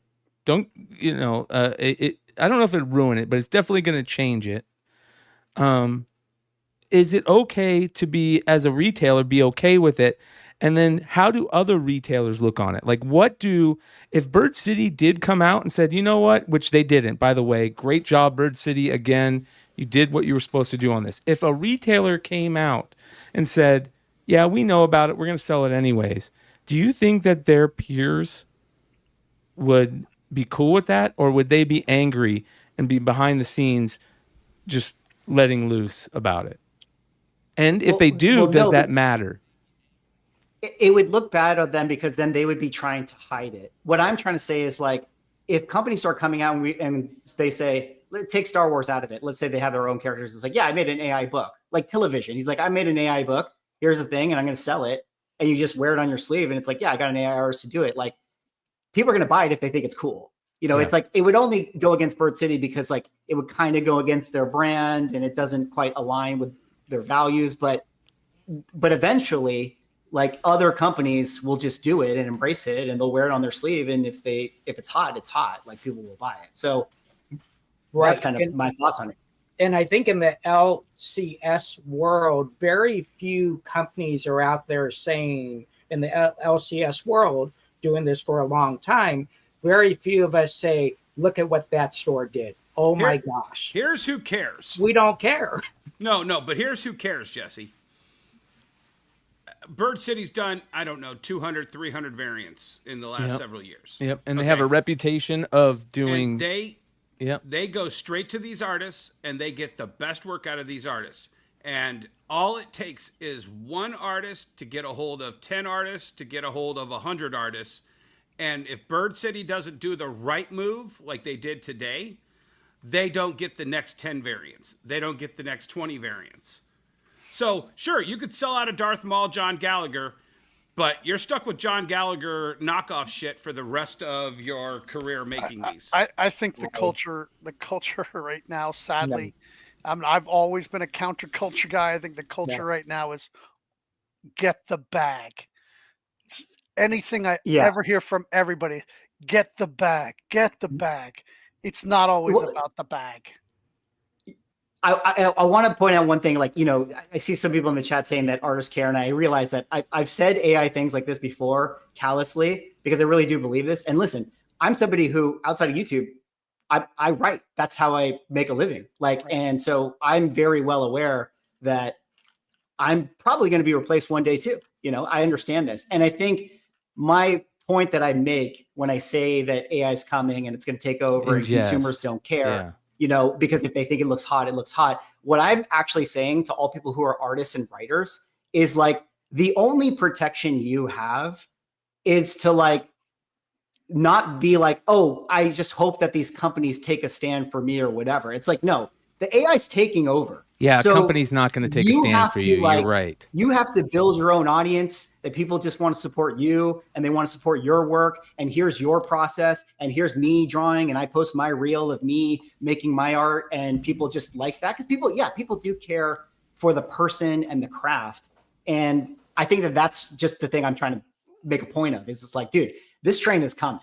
Like, and you're going to get swept under the, you know, the wheels if you don't, you know, figure out your own way in order to combat it. And you're not going to be able to, Marvel and DC are not going to, they're going to take a stand until it doesn't make sense for them to take a stand anymore. I mean, look at what's going on with, like, Fortnite and Darth Vader and all this and SAG. It's like, dude, like that whole thing is, all the video game companies are going to do that from here on out. Like, it's so obvious. Like, and I don't know. I'm just saying the truth. I think what's going to happen, Swag, is that eventually, you're right. That's what's going to happen. It's been happening for the last couple of years. Let's be honest. I mean, there have been artists, including John and other artists, that have gotten work over the last couple of years that keep putting out this stuff, keep getting caught for it, and their stuff keeps selling and they keep getting work. But here's what's going to happen is that there's going to be more people that are going to be speaking up about it, that are putting a taint on that work, and it'll be that style of work. And people will less like super realistic digital work, and they'll go back to liking really stylized stuff because they look at the super realistic digital stuff as being super easy to make, and you can just go prompt it, or you could go rip it off from somewhere, or, you know, I think that it's gonna put some taint on that type of I saw an style. interesting breakdown in swag. You'll respect this, I think. This week, Katy Perry just lost her Las Vegas residency. Her last album underperformed by 75%. She was getting billions of hits on YouTube. Now she's getting millions of hits on YouTube. She just went to outer space. Sure, it was a stunt, but she just went to outer space. That didn't save her career. Okay, when you're a falling star, you're a falling star. You have to work harder. You can't just put out the same bubblegum crap. You have to reinvent yourself. You have to evolve with your audience. That's what these artists are learning. They are going to tilt at the windmills until they can't tilt at the windmills anymore, and the industry will collapse under that weight. And if it's just AI art, then why am I buying a whole comic book to get that piece of AI art? Just put that on, sell it at a show. Are you in the Katy Perry fan club because you knew more about her than all the No, I watched in my the truth comes out. So I just filled out an application for an anime convention here in Michigan called Michigan Anime. It's in August 2nd and 3rd. And this was in the contract. Says AI generated merchandise and or artwork is not permitted. No AI artwork can be sold or displayed. No AI merchandise can be sold or displayed. No stolen artwork or merchandise can be sold or displayed. No stolen artwork designs can be sold or displayed in any way. That's what their peers think. Their peers are forcing this. So in comic books, it's going to be the artists and the people at the tables that are going to say, hey, if you guys don't weed this out, we're going to stop coming to your cons. It's forced it to happen there. I think it's like, yes, that's great to take these stances and rally people. But as soon as the other company who uses AI starts doing stuff and they're the one that's doing it faster, getting it out more to more people, and it's hotter and people are buying it and they're successful, then that's when you have to say, okay, well, maybe we can change our tune a little bit. And I brought this up with Brian. I mean, I told him this, and I think you were there when we were talking about this, Swag, last year at San Diego. The slippery slope is, who's that guy that did the Zuckerberg versus Elon AI comic? Television. Tiller. Yeah, he was a great guy. Loved him. Had a great conversation with him. We all were talking. But the slippery slope is, if this industry allows that AI in for free, it was given out for free, it was a promotional stunt, whatever, but the next guy sees that door open and goes, oh man, Brian was talking about that really cool AI comic, and Swaggle House never made a video saying Tillervision's wrong for doing AI comics. Then an AI is going to pop in through that door, that open door. And then I've said it for years. The second Jim Lee, I watched Jim Lee draw a character, and he just did the outline of hair. And then he went over and clicked a button on his little iPad or whatever he draws on. And he clicked a button and just selected the color hair he wanted and the kind of consistency he wanted. And he just touched the screen and hair showed up. Not him drawing every individual strand. Not him doing anything other than clicking a button. What's the difference between that and AI? That, maybe? And we've allowed that for 15 years. And the bigger question is, that's great that they came out with that. There's over 700 comic book conventions a year. How many other comic book conventions have those rules? There are. We, a matter of fact, I think we talked about it with the OAX guys, right? I think it's close to like 3/4 actually. Yeah, okay. Fantastic. So it's not 100%. I don't think it's. I don't know if it's 100%. That's a great question. That's a great question. If you are a con promoter and you are watching this, make a comment on this video on YouTube whether you allow AI art or aped or lifted art to be not only sold but promoted or displayed at your con. I would love to hear that, and why. Because the one thing I would want to ask that con owner is, look at all those prints on the wall. That guy's Jeff Stevens that has a whole bunch of Wolverine prints on his wall. So we've allowed that. That wasn't allowed for decades. You couldn't do that. And then it became Matt, norm. there was a I just want to. Oh, sorry. Go ahead, Swag. Oh no, I was just gonna say, I just think that it's great that the good guys always win with this. Like we have pointed out and caught all of the AI comics that have been done. It's amazing. What are the chances? Well, that brings up the we question. have to find all of the AI comics that are out there. It brings up Obviously, the question. I'm kidding. Like there's so many AI comics. How do you do that? That are being sold at the cons, and all so many people are using it at this point. Well, it's like, what about that's how good it's getting? What about this week? There's a controversy about people out there that were faking the 1 in 1,000 or 1 in 1,000 or 1 in 2,000 sketch covers. I remember I saw a Ryan video Otley on YouTube about that. Where Imagination was that video, Inc. Brian? Yeah, I remember that Imagination Inc. On eBay. That guy that was faking How comics. were they faking them? This one guy was printing them out. He was literally printing out covers and putting them on the guts of the book and saying super rare variant of this Neil Adams in the style, like crazy stuff. Holy shit. Yeah. And then we of already course had acetate. Let's staple art to another comic book and make it a different comic book. So if there's a problem with that, there's got to be talk in this world of lifted art, aped art getting through, because let's be honest, the retailer exclusive game has really opened up the world to a lot of great new artists being in the industry, which is a great thing. But it's also given little areas for artists who decide to, maybe skip a little here or grab a little here. You got to have boilerplate contracts. That's all. It's just got to say, if this is AI art, if it's found to be out AR, we're not accepting it. And if that's what you want to do, if you want to do AI art, then go ahead and see what the market holds. But, Emmett, Greg Land is still working in this industry for Marvel. Right. But I haven't seen him duping something in a being while. Called out for it lately. Yeah. Right. Matina. He's probably on his last chance. Yeah. But I mean, so one thing that I've always, and back to what Mickey was saying, we're never going to catch it, because how do you know a writer didn't write, I need a really good Batman idea. Right. Okay, Batman does this, this, and this. Oh, that's my idea. Okay, great. I'll write the script for it. I don't know the dialogue between Batman and Commissioner Gordon in this scene. Maybe I should just ask AI. Oh, okay. Boom, boom, boom, boom. No one's going to catch that.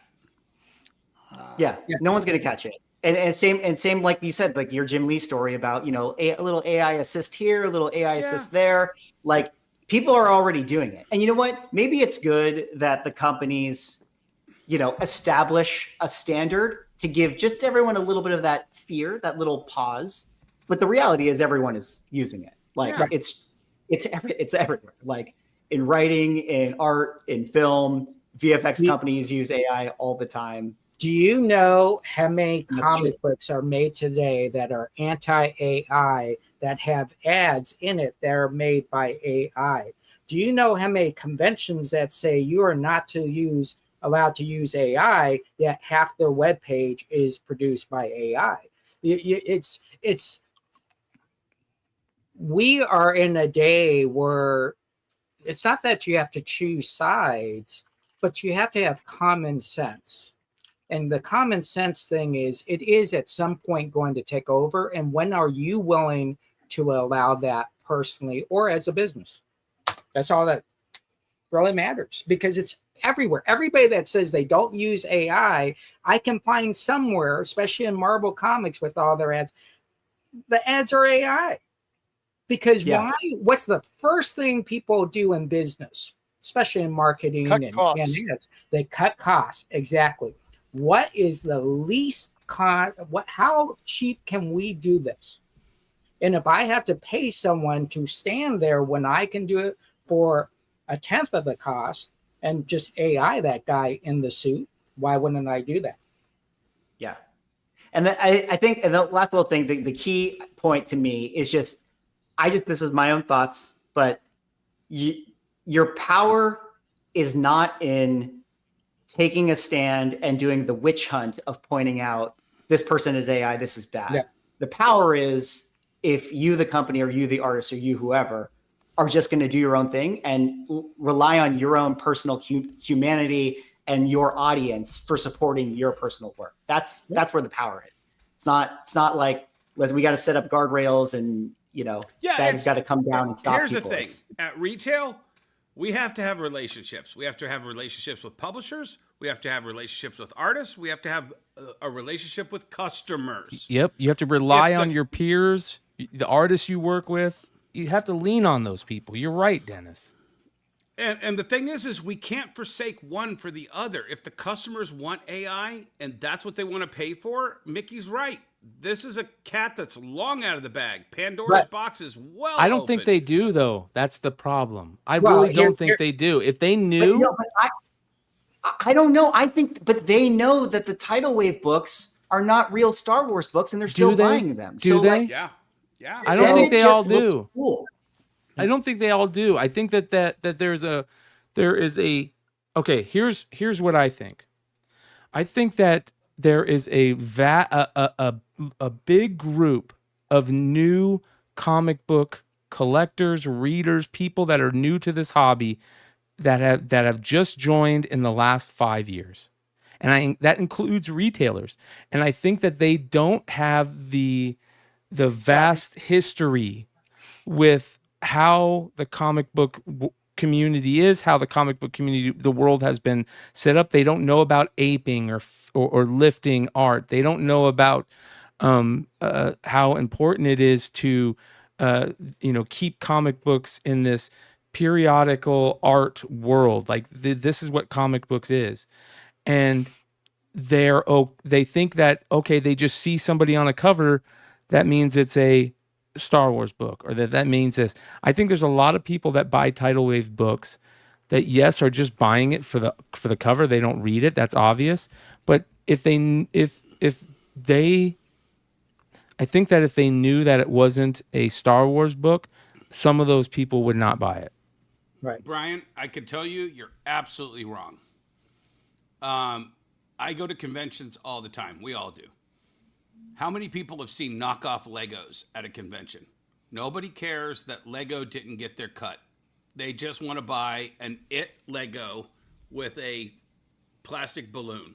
Yeah, but there's not a ton of Lego creators who created those Legos that are part of this community and industry. But if they don't care about the IP, they're not going to care about the art. They don't care great about point. the IP. So you're saying there's artists out there that are okay with doing art for these type of books. Let me ask you a question, and it's going to be a horrible question, and I don't mean it this way. Did Laura and Anthony go, "Hey, John Gallagher, we want you to do a knockoff Darth Maul cover for our George Lucas tidal wave book"? Of course not. No, they said, "Hey, we're doing a George Lucas book, and John Gallagher, can you do Darth Maul for us?" And John Gallagher, did he go, "Is this a licensed Star Wars comic?" "No, we want you to do Darth Maul." Okay, yeah. Nobody said, "Hey, is George Lucas getting a cut of this? Is Disney getting a cut of this?" No, everybody just went in and said, "Darth Maul on a George Lucas comic. Let's do it." Nobody gave a fuck about Well, the that's IP. what I mean. There's a lot of new retailers and Bird City has been, don't get me wrong, Bird City has been a major part of this community, and they do great things. Absolutely. But there's also a lot of newer retailers that are also in that world. Customers aren't going to give a shit. They just want Darth Maul. Of course, but they would be foolish to not work with tidal wave. This is how I feel about Bird City. Like, they should be doing this because this is where the water flows. Like, it's the meta. Again, it's like people are buying it, and retailers are going to go to where people are buying, or they're going to look for the product that people are buying. And it's like, to do a retail variant with Marvel and Star Wars the official way, there's just no margin. It's too expensive. You're right. It's too expensive. Right. It's not. It's not smart in a fiscal. Yeah. So they're so people are like, "Oh, look at this model with tidal wave here. I'm just going to do this," because at the end of the day, someone goes to a con, they see Darth Maul, they want to buy their Star Wars thing. And they don't care that it's, you know. Yep. Is- they'll buy is it a- they'll buy a knockoff Lego. They'll buy a knockoff print. They'll buy a knockoff George Lucas IP. They don't care. So here's the question. An AI book comes out and it's on your shelf for new issue day. Is it your responsibility to tell that customer it's AI? Nope. Well, if I knew if it was AI beforehand, I wouldn't put it out. But I don't want the bad guy. So, Right. you know, it's all, you just gotta have some goddamn integrity. Right. I haven't I know seen it's worthless these days. But wait. So you're telling me if the customer requests that new issue, you're not going to order it for them? Yeah, you're gonna be really mad at me. No, and I'm gonna tell them why. Okay, but There's Emmett, plenty of places you can go get it. but Emmett, if you've already paid for it, it's Yeah. a $2 comic, and you've already paid for it, and then you find out Matina aped or used AI, are you gonna burn all your Matina back issues? All of his back issues. If he All the used ones it that are on AI, all of them? accused of AI. Well, I thought there was only 1-2 books that Oh recent, and I no, didn't have Brian, those. wasn't it a list of like 10 different issues that he was Yeah, accused of he's using been AI caught. on? He's been caught. Just like John, he's been caught multiple times. I thought it was only that was the first time. So he got I mean, caught are with that you Superman so issue. full of your principle that you're going to go walk over to your back issue bins and double check that AI list for Matina and pull those out and throw them away? No, probably not, because I don't have the time. But yeah, if that's I knew, So let me ask you this: is that So Let me you're ask you good with this. AI. You're If- good with AI. but- I'm not, because if I was aware that I had it, I would make the person aware that it But- was, and I would tell them I would rather they not buy it. Does the FOC 100%. tell you if it's AI or not? No. Okay, so if you ordered a book and found out it was AI and a customer picked it up off your counter, you would tell them that's AI, I can't sell it. Well, you wouldn't put it on your shelf at all once I you wouldn't found put, out. I wouldn't put it on my shelf once I found out. All right. And that's so. Real quick, principle. a Look, viewer I'm the is guy that asking. doesn't grade any books. And how many bags am I missing out on that? Yep. Right. Just I am giving up a ton of money because I think it's wrong, and I just don't need the money to do something that's wrong. So, Right, but how far are you willing to go, though, is what I'm saying. You're not willing As to do far the as it extra takes. work. I know, Well, but it's not. It's a lot of extra work when I'm Yes. trying to do all the other things. right. So it's not as important for you to go and purge AI from your back issues when you find out that AI exists. I'm gonna do it. I'm gonna try to find the list of the issues that are out there, and the people that alphabetize for me, I'll have them looking for the issues and purge it. Okay, but see, that's how far you have to go. Now, Right, exactly, I'm not exactly. willing to do it. I'm not, because I don't give a shit. Yeah, I'm I not. think it'd be. Go ahead, Nick. Oh no, I think like that totally makes sense, Emmett. But I guess in the hyperbole analogy, it'd be like, but then what happens when the comic store that opens up across the street from you sells all the AI books, and all the AI books are like the hot books, and everybody wants the AI stuff because they're just coming out faster and they're coming out with higher fidelity, and you know what I mean? And then it's like at some point you have to capitulate to it. No, Yeah, and Maybe you don't. I mean, that's great. I'm Irish. It is- I'm Irish. We fought the we British for 800 understand years. that, but you're a retailer, and the retailer's job is not to say no. And so that's mind-boggling to me. But I don't own your store. You can do it however you want. But I'm But just see, trying to. I'm a true free basic- marketist. This is Yeah. not the free market. Yeah, but basic business 101 is to always try to take care of your customer. In this case, maybe we're only talking about 1% here, right?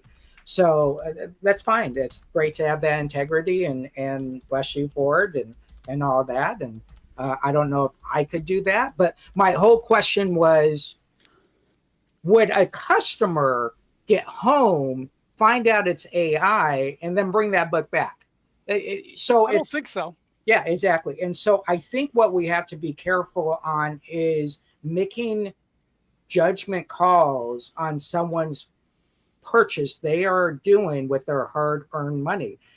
If they don't care, because listen, completionists don't care. If they need issue 5, they're getting 100%. issue 5. right? And they don't care what the cover looks like. They just need issue 5.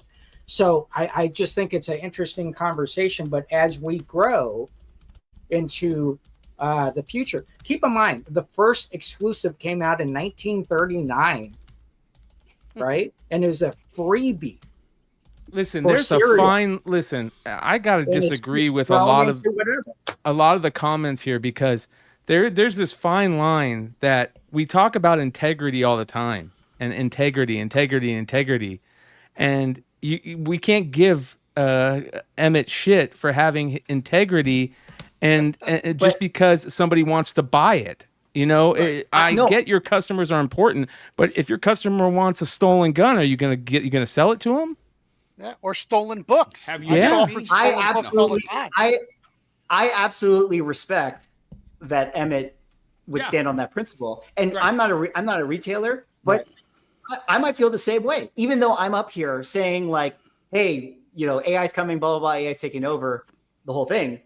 But yeah, like what I see to be evident of where everything is going, and it is not necessarily my own personal feelings with it. And like, even if I myself am an idealist, I don't really fault other people. Like, other people are going to do this. Other people are going to free sell country. AI, you know. Free country. They can So do it's whatever like they it want. only makes sense. Well, and I'll that go one step you have to further. adapt it. Emmett, I'm of the mind that you purge every single fucker that's doing this. If you want this out of your system, you purge them.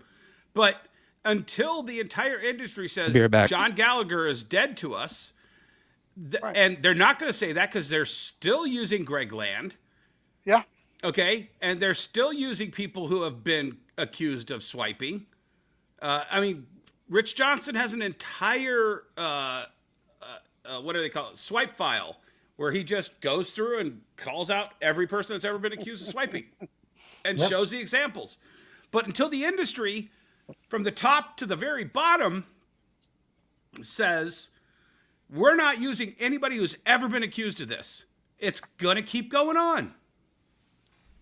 Well, yeah, it's not going to keep on going on. It's going to evolve, and that's the part is you have to decide if you evolve. Who will we your go see business at or not. conventions when a computer's doing all the art and writing all the books? So conventions will be gone. No. Conventions aren't going to be gone. Conventions There's are What's multi-day. Artist Alley going to look like? dollar boxes that I still need to go through. So trust me, there'll Yeah, be but enough. what's Artist Alley going to look like? Right, but But Emmett, artists always look like you've been that for to the a- last 30 years. you've been to New York Comic Con. I would bet you real money, you name a figure, that there's marketing information that says 75, 80% of the attendees at New York Comic Con don't even walk over to that Artist Alley pavilion at all. Really? All right. Well, it's too far. And let's put it this way. I bet you out of that 80%, 50% don't know exist. Right. That's what I'm saying. Yeah. They're there to see the big giant stuff up on the main stage, and they're there to see this exclusive over here at the Funko booth, and they're there to get to meet Jim Lee for 5 minutes or 5 seconds. You know, they're up on that main floor. They don't even know that Artist Pavilion even exists. Yeah, exactly. And so Artist Alley traditionally, you know, you got small press, you got Artist Alley. You know, that's a challenge for a lot of people because a lot of these people are brand new. They don't know what is right. These people selling AI, they don't know. A good portion of them, they've grown up in AI. Yep. You know, and so that's I think the challenge that we have to understand. It's like handing a kid a Bell phone. The video game companies are so much more on board with the AI stuff, especially in the creative space. Right. Like when I talk to, because I do work a lot for these types of companies, and like, well, they'll talk to me, they'll be like, oh, so how's the language they'll use? Like, are you comfortable with like creative assisted solutions or whatever corporate, thing they'll suggest to me? And it's like, I know what they're saying. Right. And so it's, I think that the world's moving that way, and the kids, to Jesse's point, like they're more accustomed to it. And but if they have to have a euphemism for it, they obviously think it's not right. Well, if you can't call a thing what it is, Well, but here's the thing. no doubt, no doubt. But they know that it's not right, and that's why people are afraid to say it. I actually think it's better if you just said, "Yeah, I did this AI." Like you should just wear it on your sleeve. But Swag, how much of that is? Let's just say you're a AA game manufacturer, and you know in the past that you've had creators already use AI, and you've had the programmers use AI to solve some problems, and you can go back 10 years when AI first started creeping in, and you go, man, did they use AI on that one? Okay, maybe. 3 years ago, did they use? Probably. Did they use AI last year? Definitely. Okay, we're going to come up with a nice way that says we're not 100% against AI, but we don't want you to use it and let anyone know you used it, because if we're going to have to kill 10 years worth of games. Yeah. And we're not willing to do that. You know what's interesting? I mean, to that point, we had that the SAG actor strike that was big news like a year or so ago, right? And AI was a big conversation in 2 it. years. And to me, the whole thing, I was like, this is so funny. Like, VFX companies have been using AI for years. Like, there was one big talking point was like, oh, you're gonna like replace background workers, and I'm like, do you think that the Battle of Gondor was like 100,000 different actors? Yeah. Like, no, I remember watching the making of The Patriot, and they had 6 actors dressed up as redcoats, and they just swapped hats, took an image of them, copy paste, and they had an entire division of redcoats coming down a hill. Yeah, they built a program called Massive, and it's AI. It's just like it interpolates battles and whatever, Yeah, absolutely. I think if someone watched Ben-Hur or Cleopatra, they would go, "That is crazy. We would never do that." No, exactly. Right? They laugh. New Hollywood laughs at old Hollywood for having to do that. Yeah. Holy cow. That was a great conversation. Sparked by Swag. Yeah, sorry I had to jump in. I was chomping at the bit to crash out. Yeah. So so Swag, I take it you have a video coming on this? Well, no, because I wasn't sure I was going to talk about it because I felt like, it's like, it seems like they did a post. They don't want, Bird City doesn't want to go with it. That's fine. They took it down. Yep. Case closed. Like, do I need to fan the flames? No, So I kinda not case closed. I disagree. No. And Bird City is not the bad guy in this. No, Bird City's the good guy in this. Right. But here's the thing is it's just like what I posed to Emmett. Emmett's willing to go through his back issues and purge AI. I'm not. Jesse's not. Okay. However, just like what I said with the AA game people, they're not willing to purge AI ever. DC did not purge all Matina art from their trade paperbacks going forward. They're still in those trade paperbacks, I guarantee you. Right. So none of these big guys are. Emmett, I don't think you should do it either. Personally, I don't give a shit. But do it if you want. But what I'm saying is nobody else is going to do it. Yeah. Not true. I don't know. Yeah, maybe I'll cover it. I mean, I've been wanting to talk about Tidal Wave for a long time because I just thought that this is clearly where the retail meta is going to go because it de-risks it for all the retailers and they're getting away with it. I mean, and again, my own rock and roll my personal. What's that?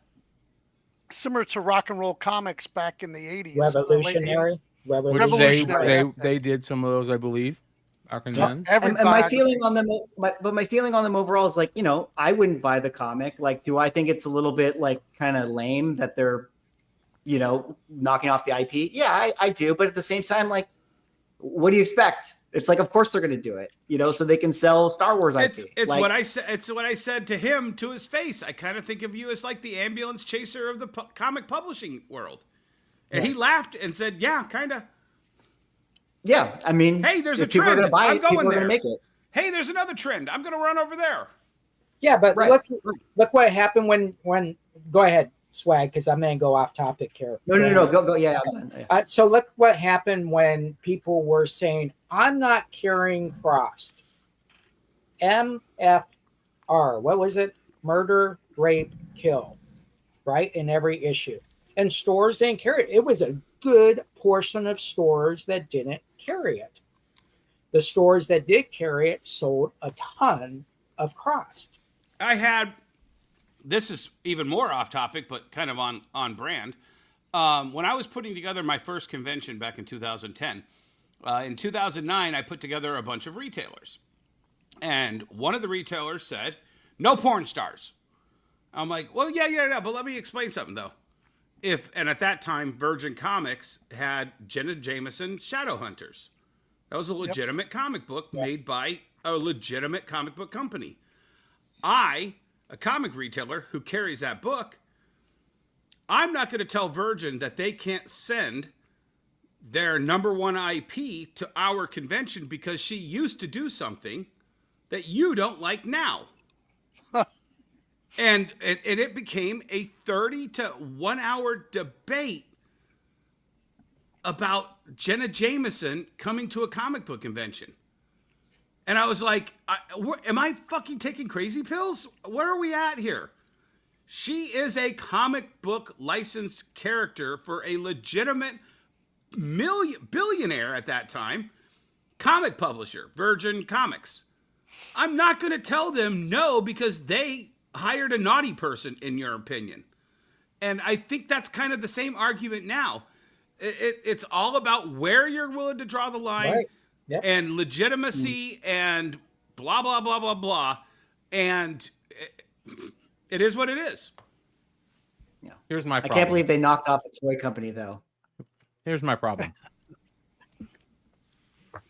Hold on.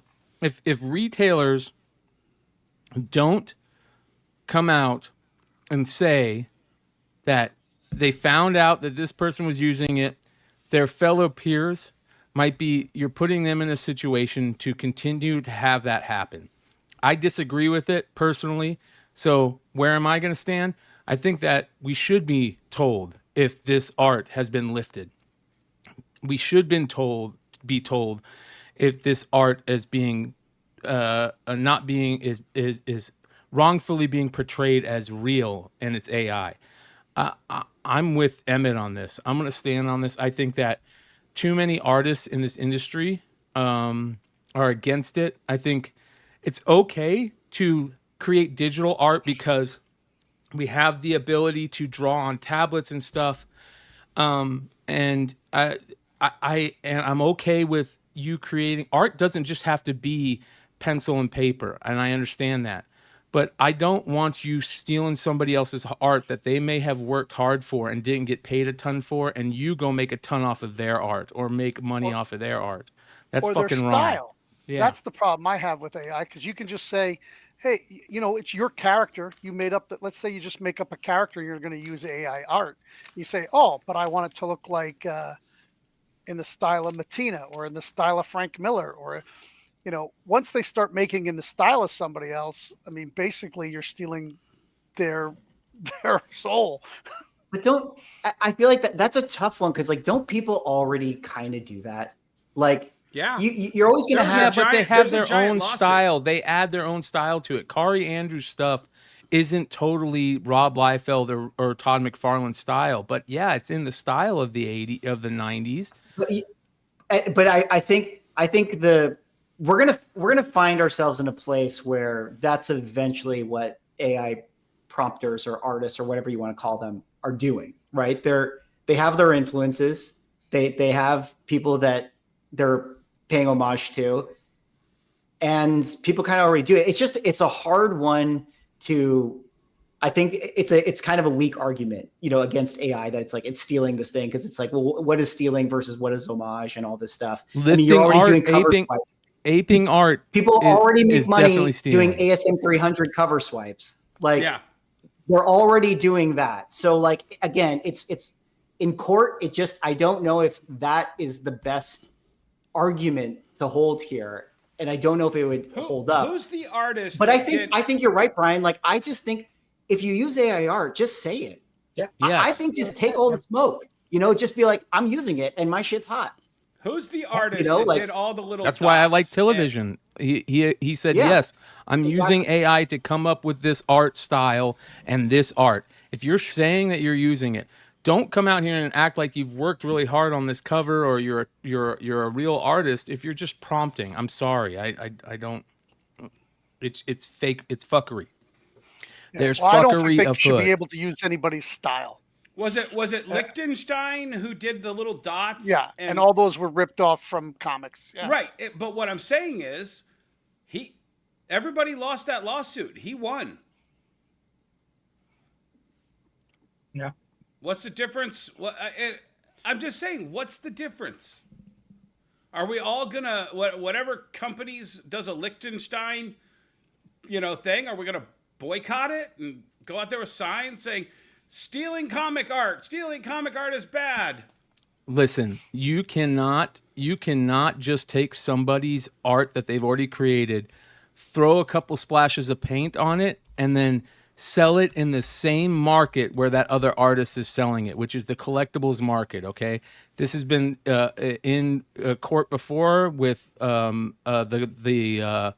was that guy that did the Marilyn Monroe and the soup cans, the Campbell soup cans? Andy Warhol ripped off these pictures from this photographer and threw some paint splashes in it and then started selling it to magazines to use in their magazines. And the other guy was a magazine guy. And that got shot down. And the Warhol estate owed that guy a ton of money because you can't do it in the same market. You're walking a tight line when you're doing it in the same market as the person you're stealing the art from. So... there are fine lines you have to walk in here. And listen, Darren Davis knows those lines. We talked to him about it before. He is a lawyer and he's been in the comic industry a long time. I would really like to get to see if his thought process has changed over the last year and a half or since we've had him on the show. And he said he was kind of backing off on that whole thing. He was going to come up with his own IPs. If I remember correctly, he was saying. Yeah, I know. So... And we had a long conversation about, well, if Rogue doesn't have an X-Men belt, then it's not Rogue. And it's like, yeah, it's still Rogue if I look at it and say, hey, that's Rogue. And here's the funniest 9 out part. of 10 people are going to say it's Rogue, or 10 out of 10 people are going to say it's Rogue. When you brought this topic up, I didn't even know that we were talking about that Darth Maul until you brought that up. Because guess what? I just saw an image of Darth Maul and thought it was a Star Wars variant. Mm-hmm. Yep. And I saw the whole controversy this morning. I didn't even stop. I'm like, oh, they're doing a Darth Maul comic. They just announced a new Darth Maul series, so sure, Marvel would do a new Darth Maul. So but that's real quick, the same. You're right. Sorry, Dennis. I didn't mean to interrupt you this time. No, but that's the same. It's yeah. It's stealing from Marvel right now. That's what this is. Do you guys have, Jesse or Emmett? Do you have anything more or swag that you want to say on this whole topic? Okay. No. I do want to say one last time that I want to shout out to Bird City for doing the right thing, in my opinion. Good on you for having the integrity. As soon as you saw it and people informed you of it, I think that's good on you. I think it's, in my opinion, and I talked to Anthony today, and I think Anthony's doing the right thing, and he's just going to have to be more vigilant in the future. And just like, in my opinion, every retailer should be in the future. That being said, make sure you guys go check out Bird City Comics. And real quick, since we still have Swaggle House on here, I want to bring up one final topic kind of in this whole crazy fuckery, not fuckery, but problems with the internet and the show and all the craziness. The Go Collect announcement about them taking peer-to-peer sales or basically any sale out there, add their thing. You had a great video with Manu on this, a 99 newsstand. It was very good. It was very informative. I like the I want to hear, now that it's been a couple days and you've maybe seen and talked to a few more people, what are your thoughts on this whole thing after a couple days of it? Yeah, so overall, I like it. In case people don't know in the chat, basically Go Collect added a feature to where anyone can add private sales to their website. So, if you have an ASM 300 that you sold on Go Collect or most of the pricing guides, it usually pulls from the typical Heritage, eBay, things like that. Now you can do private sales. Doesn't matter if you bought it at a garage sale. Doesn't matter if you bought it at an LCS. Doesn't matter if you sold it on YouTube. Like, you can just say what the price was that you paid, where you got it, et cetera, et cetera. And I think it's great. I love it as a feature. I mean, one, it doesn't integrate with the other sales in terms of like how they calculate fair market value and averages. So I think it's fine. It's just a secondary, tab that you can look at. So it's not that messy, but I think it's just a great resource. It's just another way for people to confirm what things are selling for out there, or, a lot of obscure stuff that hasn't sold in a while. Sometimes like a golden age book, it's like, cool. Like, now I can see what someone privately at least says that they paid for. It opens up, obviously, the doors for people lying and manipulating. And I think that there's only two types of people that are actually going to contribute. The only reason you would contribute a sale is either, one, it benefits you. So like, you have a golden age book that recently sold on Comic Link and you want people to know, hey, the book I have is worth this. So you're going to take the effort to post it. Or two, and people do this, you have a book that you are spiteful towards. You want to laugh at it. Remember that variant everyone was paying $1,000 for last year? Check out this. Now I'm going to post the variant that sold for $100. Like, so either it benefits you or you're spiteful to a book, and that's who's going to be motivated to post. So, but I think it's good overall. So do you fill out an affidavit on this or no? You have to create an account. And so it'll say Jesse James reported this, but you could obviously make a fake name, fake account. Two things on this, Swag, and I didn't hear you or Manu talk about it, and I want to bring it up so that you can bring it up in your topics in the future. It needs one feature to make it more legitimate, and that's an upvote and a downvote for every one of these sales. Yep. And I didn't hear you guys talk about it. The community needs to validate these with reinforcement. Like if let's just pretend like let's just pretend the five of us are trying to drive the price up of a book that we have 10 each of. How hard would it be to bullshit that and try to say, oh, it's $1,000 book in 9.8. I sold one over here. And then Jesse's like, oh, I bought one for 9.8.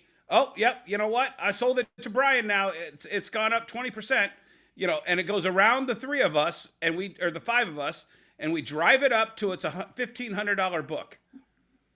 Yeah. And the community needs to be able to go, bullshit. I saw the last one sell for $500 on eBay. Bullshit. I've seen this sell for $150 raw. Bullshit, bullshit, bullshit, bullshit. And they bullshit every one of our sales into oblivion to where it's deranked at a certain point. Yeah. I totally agree. And the second thing I want to bring up is, and it was what I was thinking is you guys are clearly not trading card fans or record fans, because there's two business models that Go Collect needs to pay attention to: TCG Player and Discogs. And that's a app where collectively the community that's buying and selling that product has all of it out there. So if everybody is saying this book's only $100 and there's nobody selling it for $100, it ain't worth $100. It's what everybody's willing to sell it for, and then it catalogs what the sales are, and it ranks that.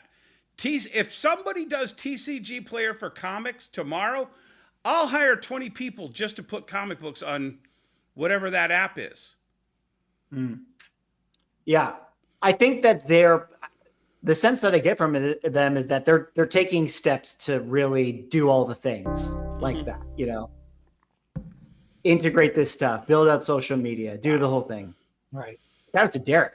Yeah, shout out to Derek for just gifting 20 memberships to viewers who are in the live chat that have their gifting, settings turned on. Congratulations, and appreciate everybody that is part of the channel and that is supporting the channel. I do have a beef with Swag. America's favorite dog. Did you say America's favorite dog is crypto? Not Scooby-Doo. Is that what I said? Yeah. Scooby-Doo is gone, but Scooby-Doo hasn't been around forever. It's the new America's favorite dog now. New. So you're adding the word new to it now. Yeah. Okay. All right. I will add new. I will retract my statement, my previous statement, and apologize. It's not Scooby-Doo. It's Rin Tin Tin. No, it's Lassie. Lassie. Lassie. Well, it depends on what generation. Actually, isn't who's that French dog that's in that comic book? Spud McKenzie. That's America's favorite dog. Yeah. That is true. Yeah. Wishbone. Yeah. Yeah. What was the book that you were highlighting? I already forgot. There was a Milkbone book. Yeah, the crypto Milkbone 18 karat gold something. And did you hear about the whole polybag crypto facsimile thing? You guys see this? I saw one of my retailers posted it. It's 75 cents net cost. And so they're sorry. No, and then there's doing something with a blank and a foil, and it's something else, and the retailers were bitching about it, and I'm like, I don't give a fuck. Basically, what it is now, so they did a new thing where they're reprinting facsimiles of that Adventure Comics, the first appearance of crypto, 210, and they're going to come polybagged, and I guess one of them has like a golden ticket where if you open it, you get to go to the premiere of Superman. That's awesome. That's awesome. So that's the new kind of DC promotion. And man, another polybag thing, you know? Yeah. I'm with it. Yeah, think outside the box. That's different. That's exciting. That's fun. Yeah, and even if you didn't go, I mean, it's the fact that you can win something. People like to win stuff. Oh yeah. And I I think we will get back in the world where mail calls will be huge again, right? They were huge at one point, kind of lower expectations. Now I think we're going to start seeing it again. I think you know what's an even better idea than reprinting Adventure Comics 210? Coming up with a really good new crypto comic and making that 75 cents to get all the people seeing the Superman to come to comic shops. Oh, what an idea. But I guess DC can't do that. Right. I know I've been selling every crypto cover that ever came out all the way back. Anything that has crypto on it is selling at my shop. Yeah. Look at that. The milk bones with the comic, $80. The comic itself, $40. The comic itself, $65. So get ready for Hot 10. Wow, wouldn't it be great if all that traffic came to the comic book stores? Yeah. Yeah. Yeah. Well, hey, listen, Robert Kirkman tried that with the blind bags. That was his whole point. Make excitement in the comic book stores, but this new brand of comic industry. What's the fallout? Aside from the knockoff comics, what's the fallout from that? You know I thought that what he said on Clutch's stream when he was like, "Oh, I don't know if we're going to make any money." And I was like, that right there is like, clearly, because it's like these things were $3.99 and everyone loved them because they were so cheap and you couldn't lose. But like, clearly they would never do this again. Like, there has to be losers. Whenever you do mystery box, whatever wrap, someone's got to. You say that, Swag, but Kirkman has done this type of thing multiple times. He did it with the Negan Lives. He loves supporting the comic book retailers and the comic book stores. So no, that's true. No, it was great. It's a great product. I just thought that was interesting. Like, and think about everybody talking about them and how much people are going to go, I want to go check out Battle Beast. I want to go check out Invincible. I'm going to go watch the TV series. I mean, there's a lot of people talking about Battle Beast in our small community because of how good the marketing campaigns were. Unfortunately, there's this little bit of a stain on it, because for whatever reason, people either didn't know or, again, it goes back to there is a different way of getting information to people that might not know it. It used to be hanging out in said comic book stores. It used to be talking to other comic fans or asking your comic book store owner, yada, yada. Because comic book stores are dying, that's not happening anymore. Where it's happening is on social media, YouTube, content creation, live sales. That's where it's happening. So I guess, there's got to be, not that there has to be, but at some point, we as content creators have to start, really educating and talking about some of this stuff. Again, it goes back to if you see some fuckery going on, you got to call it out and you got to say, hey, this is fuckery. I know that people are always like, yeah, but you could fuck up and you could, that's the risk you take. But, as long as you admit that you made a mistake, then you're okay. Yeah. No, ahead, I was just Jesse. going to say, I ended up going to about 10 stores and bought the blind bags, even though I got the eBay ones. And every store had them for $3.99. They were happy to sell them for $3.99. They didn't care that the online guys were selling them for $25. They just wanted to take care of their customers. And financially, you talk about Kirkman losing money, but in that world, sometimes the losing money, you pick it up in the social. And and that's what he's looking at. These stores that religiously sold their books for $3.99, knowing they could go on a live show and sell them for $25, that still stuck at $3.99, I think was admirable. It's like what Emmett said about what he was doing with AI, and I think that kind of transcends there as well. They're happy with selling these for $3.99 and getting rid of them and taking care of their customers. Yeah, I'm still selling mine at $3.99. Yeah, I'm surprised you haven't. I mean, most people are sold out, and again, but keep in mind when the Superman bag came out, the white bag, you knew what you were getting in that bag. The death of the '90s comic book industry. Yeah, exactly. No, you didn't know that was coming. So I think it's a great thing, and I don't care how many people. Oh, we can't do gimmicks. Do gimmicks. I am fine with gimmicks, bells and whistles, all that stuff. I don't mind gimmicks. Do what? Yeah, I like gimmicks too. I like the milk bone thing with crypto. I like the blind bag stuff. I mean, especially because it's a non-lose proposition for anyone who's buying it. Here's my problem. It's so cheap. When you're making these gimmicks, and I understand it, and I love them as well as you guys do, you still got to have good comic books. And like I was saying to Emmett earlier, no comic book shop can sustain on the top 10 selling comic books in their store. You've got to have a top 20 that sustains you, or a top 30. And a gimmick or two every once in a while. But if we just turn into a gimmick reprint, Nexus. 50 subscribers can pay your rent. Yeah. But, I mean, if they don't have anything to as buy, long as they pick up. As long as they pick up and pay. As long as they pick up. Make sure they have that, because that's very important. Yeah, but if, like I said, if Marvel and DC lose 20%, they're raising your cost 20%. Yeah. That's and at a certain point, those 50 customers turn into 40, turn into 35. And at what point does the industry sustain? That's what we need to be. We need to figure out that way to get a new 100,000 readers into stores. Nobody has that concept right now.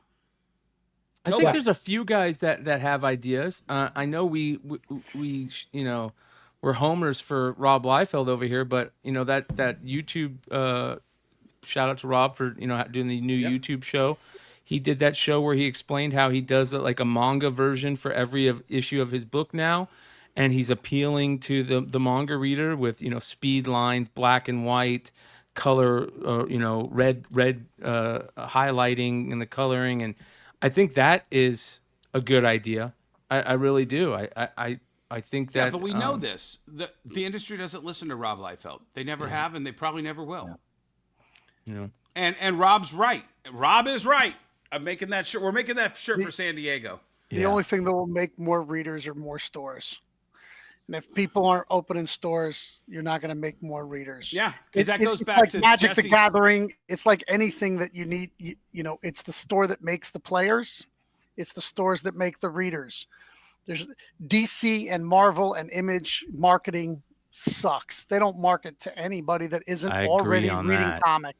I think that their marketing is true. There are 3,500 record stores in this country, and there are 1,200 comic book stores.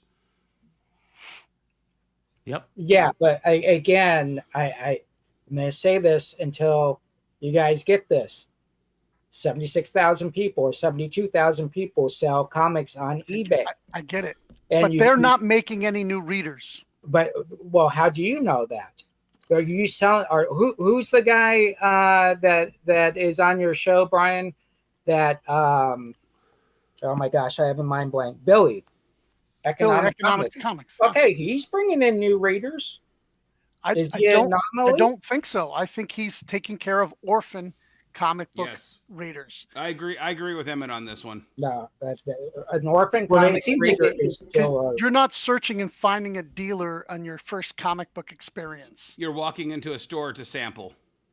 And if you have no store to walk into, you have no idea when you go online to what you would like, how you would like. But if you're buying a cover, that's different. That's not a reader. We need readers. Right, I get that, but Billy does an intro to his FOCs and what's coming out. So he is doing, and it's a great show. I love what Billy does. But Jesse, if he's you're not more for me, if you're not a Billy's reader show every week. If you're not a reader already, you're not searching out YouTube content to find out what you're going to start reading.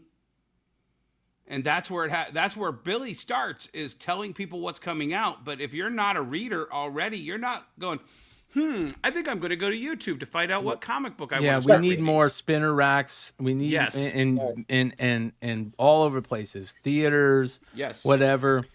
And spinner racks don't work anymore because the companies don't want to give that space for that small margin.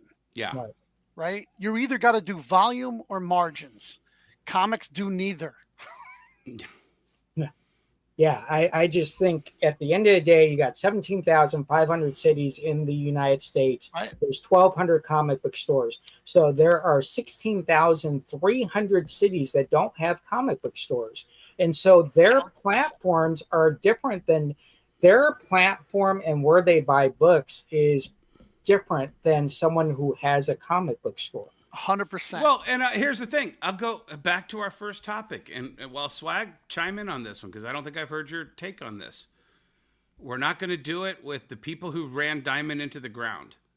Okay, we're not going to do it by firing all those people and pretending that there's not a Diamond anymore that needs comics distributed from.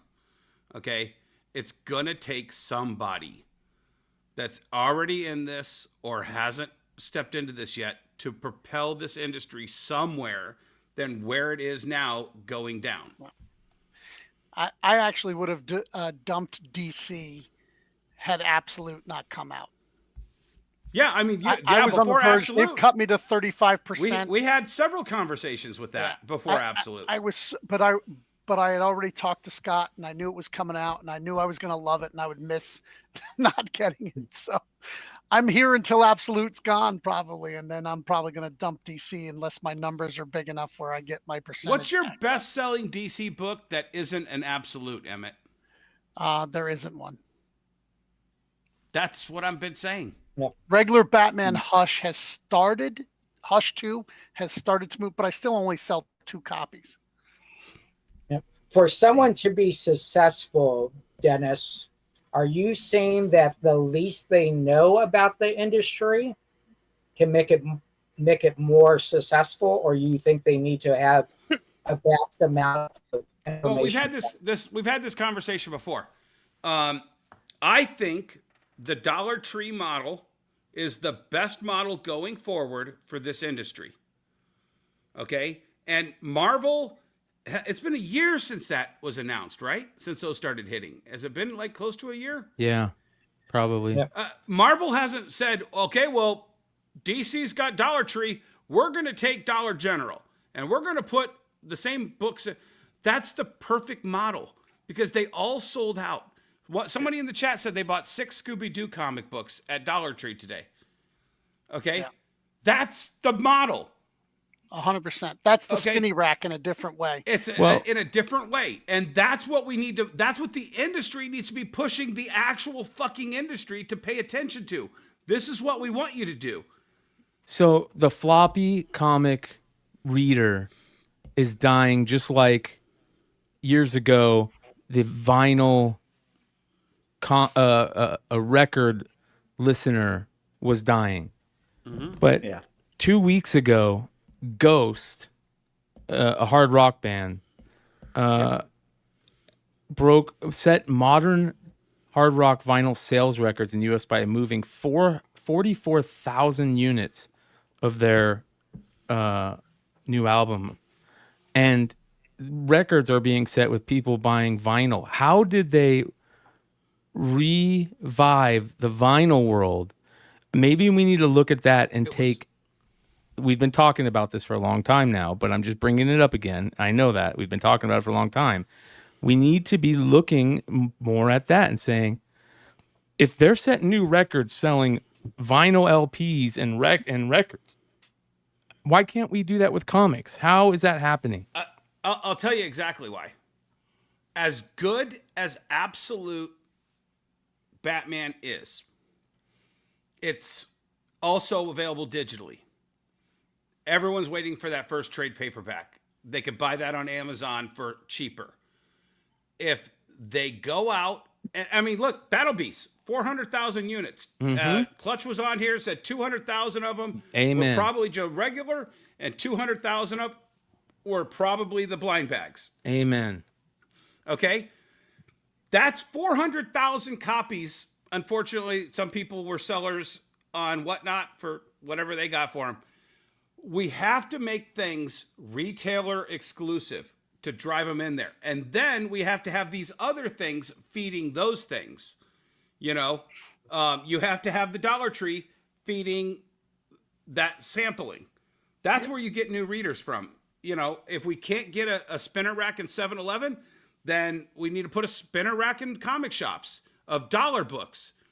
You know, also they said became- nobody was buying the dollar books. I was buying them, and I started so many new readers with them. Wasn't it also cool to listen to records all of a sudden again? And you saw all these, content creators talking about, listening to records and vinyl and da-da-da. It became cool again. One of the things that was missing from a lot of the... I don't have my finger 100% on it, and if you know, call me out. The vinyl record came first. People got out their old record players and blah, blah, blah. But then an entire sub-genre of making the record players. Amazon had a $40 record player right at the perfect time. And it was a piece of shit, but it was a $40 record player. The Christmas before I opened Dystopia, every one of my employees had bought a vinyl record player in some way, shape, or form from $40 to about $150 at the comic store. This was those employees, all under 25 years old. They all purchased a vinyl record player because the players became cheap. Now, I don't know if the chicken or the egg came first, but you got to have something to play the vinyl on. And vinyl records, and then all of a sudden I started seeing they were making high-end record players, like a Marat's level record player.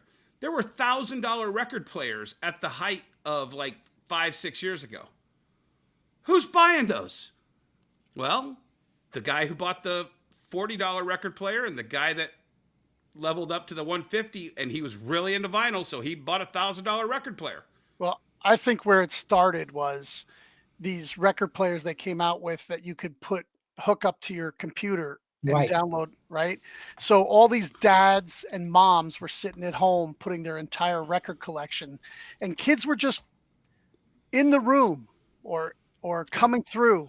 And it's a totally different when you see the passion of your parent loving something. It makes it not a conscious but a subconscious connection. And then when they have the money, they're like, yeah, I remember that. And then they buy the genres that they enjoy, but then they have that same passion. You know, there's something about sitting alone in a room with a record player and listening to your music. But so 2004, Jack White was releasing music. I don't know what he was releasing it on, CDs, whatever.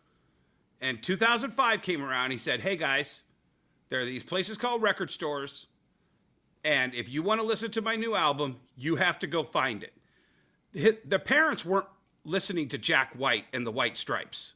They weren't. Okay. I know you want to attribute it to Jack White. I think it's much bigger than that. I think literally, it's one album. He dropped one album. I've watched 3 videos in the last week that all attribute this to Jack White. Yeah, it's a good attribution. And they're not from Detroit like I am. It has nothing to do with that. It's still a single album. There's no way that turned the entire thing on one single album. To quote the bad guy in Aliens, everything starts with a single stone. But, yeah, that's true. That's true. And the thing is I don't remember record players even being in stores in 2005. I don't. So the problem with the comparison is because comics are still kind of around, whereas like vinyl kind of like really went away. So then it was like dead. There was not. Yeah. So then it's like, there's like this cool thing that's like more novel even for kids. And I mean, like, I'm sure that there's going to be a time in the future where comics become cool amongst the younger generation. Like maybe when like everyone is just so like brain rot from TikTok and all that stuff. And they're like, you know what? I'd love to just consume media that wasn't so like viscerally like this all the time, Right, you know, like slow media, you know, like, oh, read. Like, I think there's probably going to be some counterculture thing of like, it's cool to like not have a screen, you know, one day amongst the youth, and they'll read comics and stuff. I don't know. That's probably what'll happen. Well, it's already happening, right? With like we've talked about on here, these younger generations want the older media. They want the first digital cameras. They want the old iPods and the old, you know, CDs and tapes. I sold whatever. another CD Walkman. You know, you guys ever heard the phrase like Zoomer editing? You know what that is? Like when you watch like a YouTube video, and you know how there's like an edit like every 5 seconds with like a sound effect, and like all of a sudden like a jump cuts to me close up. Like they might start to just get tired of that stimulation and be like, I'd actually like to do something a little slower. And that could happen. Well, 100%. It's going to take, I mean, here, guys, I don't know what the sales numbers were. Swag, you can do this in a video. You steal this one. It's all you. The Weeknd just launched his movie over the weekend. Then and Now or something like that. I forget what it's called. My kids went to go see it. That was the most anticipated movie that they've had, and they saw it on opening weekend. We haven't seen a Marvel movie on opening weekend in 2 years. They paid $250 a ticket to see The Weeknd this weekend in Detroit. Okay? I have no idea. I mean, but here's the one thing I do know.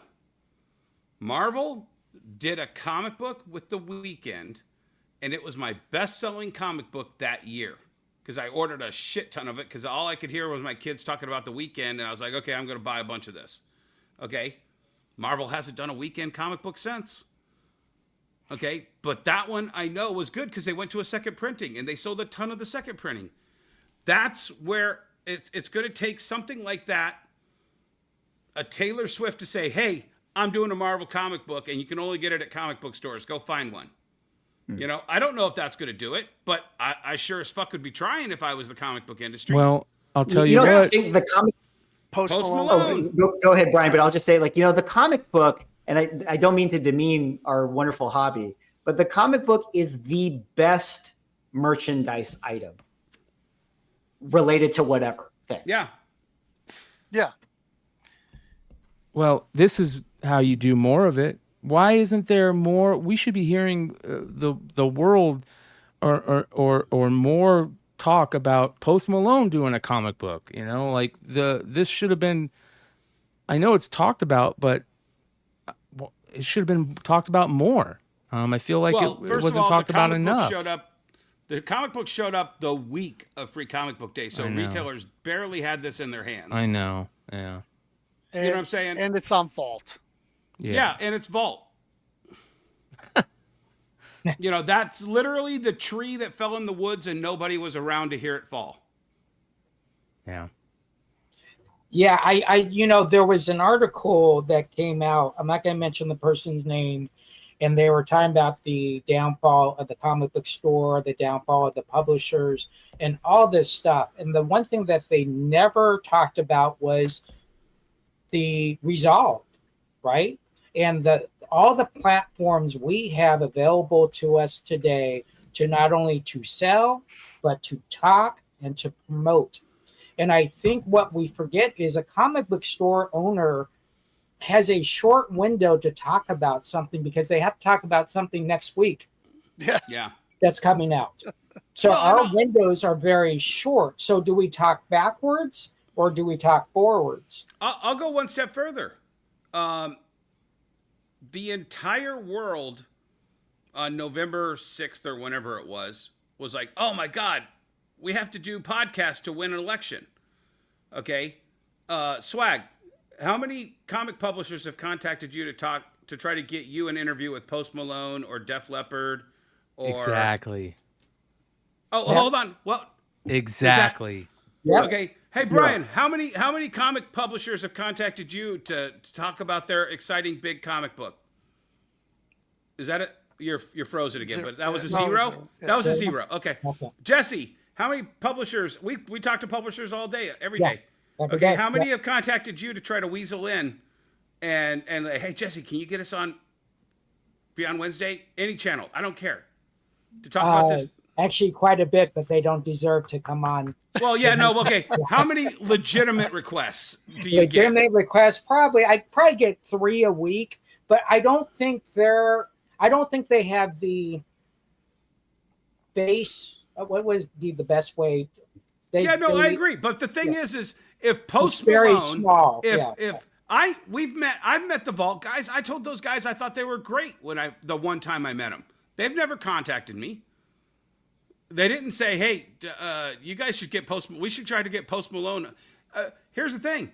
I don't know what channel they would go on. What channel? Do you think Wes at Thinking Critical got a call from Post Malone to do an interview about his new comic book? Definitely not Thinking Critical, brother. Well, no, but what I'm saying is who's got the name on here? Who's got the views? Who's got the views that should have gotten the call? Well, you know what's interesting is that, Dennis, to that point, it's like I think that a lot of the companies, I think they're starting to think about it, but in fairness to them, I don't think they quite understand like who they should be talking to. Right. Because like maybe they're getting like, you guys all know, like sometimes you go on Instagram and you see here's some the comic thing. book review. I'll go one step this further. Person? If anybody got him, Comic Tom should have gotten him. He's got the clicks. Yeah. He's got the savvy. Comic Tom didn't get him. Comic Tropes gets a lot of views.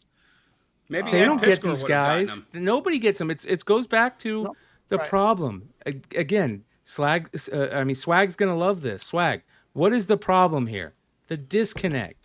There is a disconnect that is with these publishers and the industry. That you're right, Jesse. It goes back to how you got into this conversation.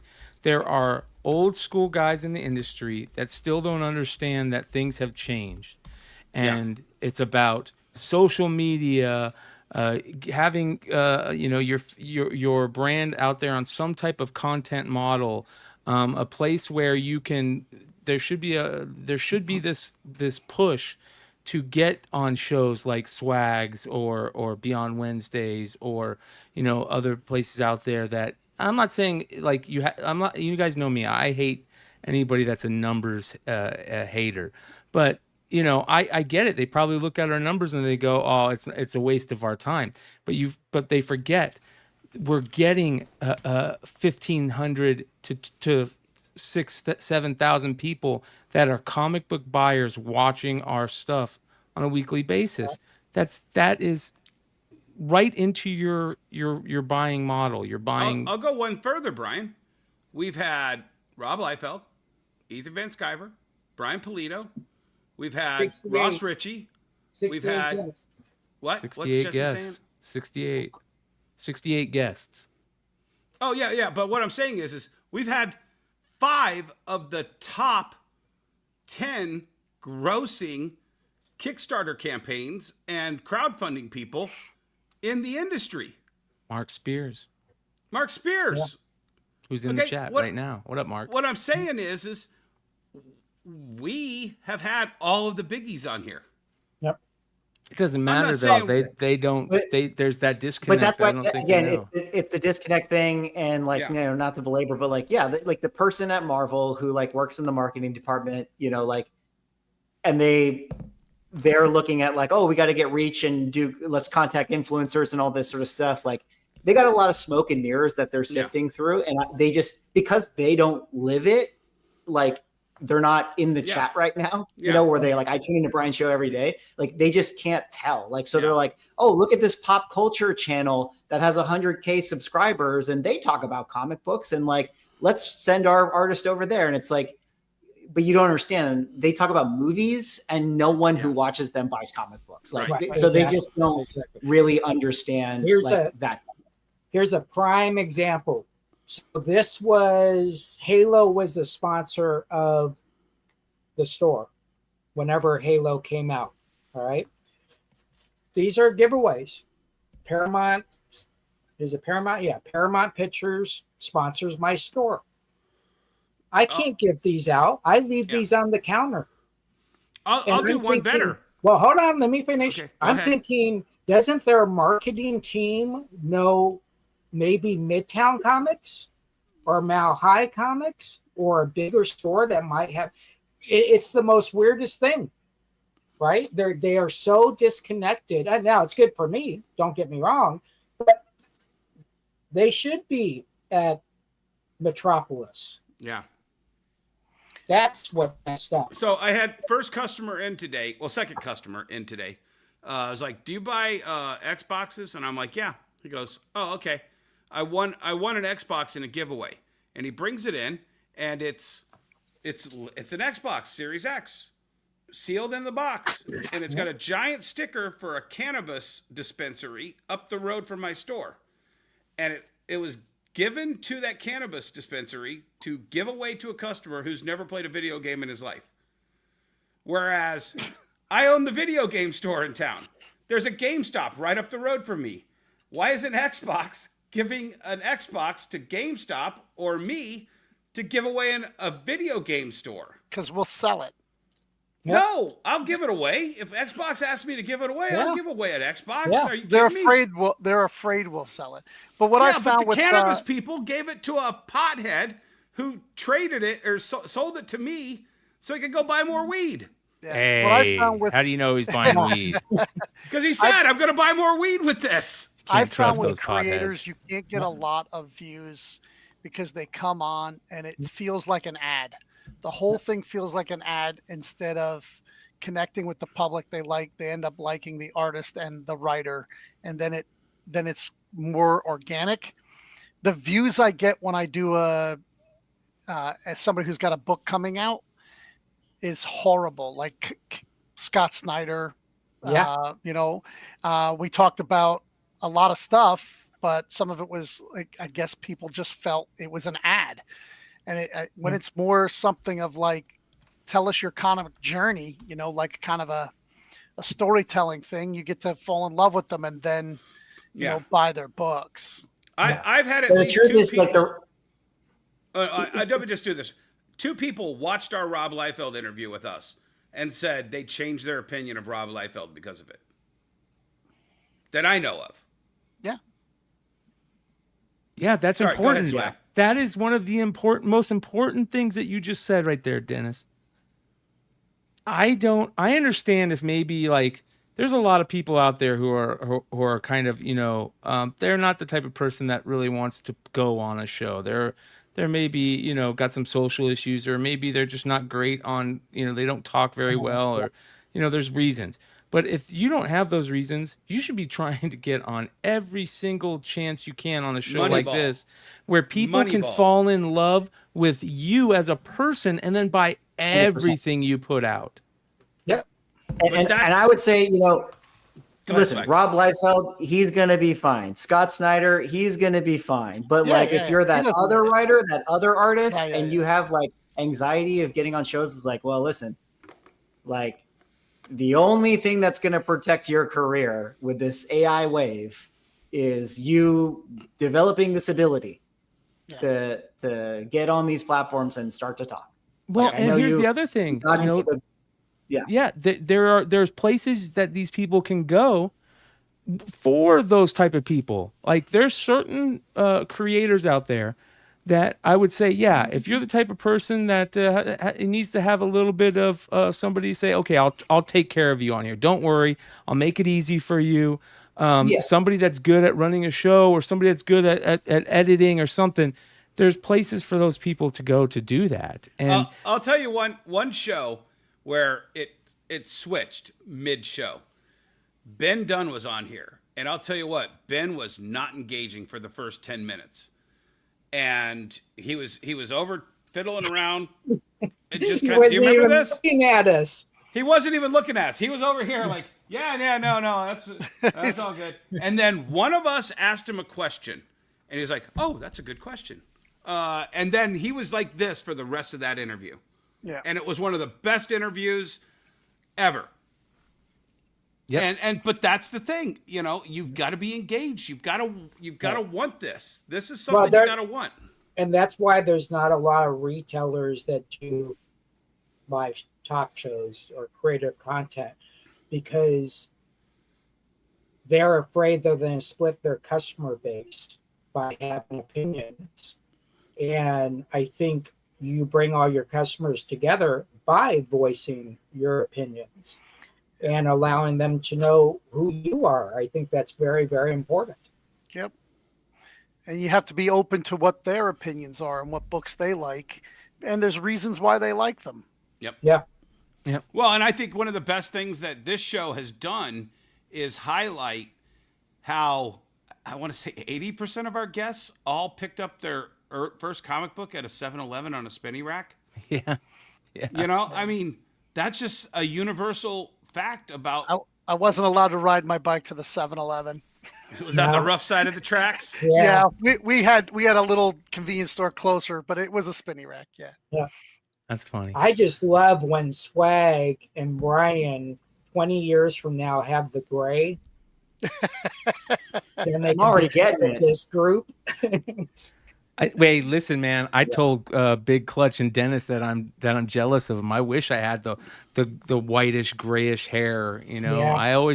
My grandmother on my mom's side had snow white hair, and I always told my mom, I really hope that happens to me. I would love to have that snow white hair and beard, Yeah, I see man. a little salt and pepper in the beard. Yeah. I started going white 26.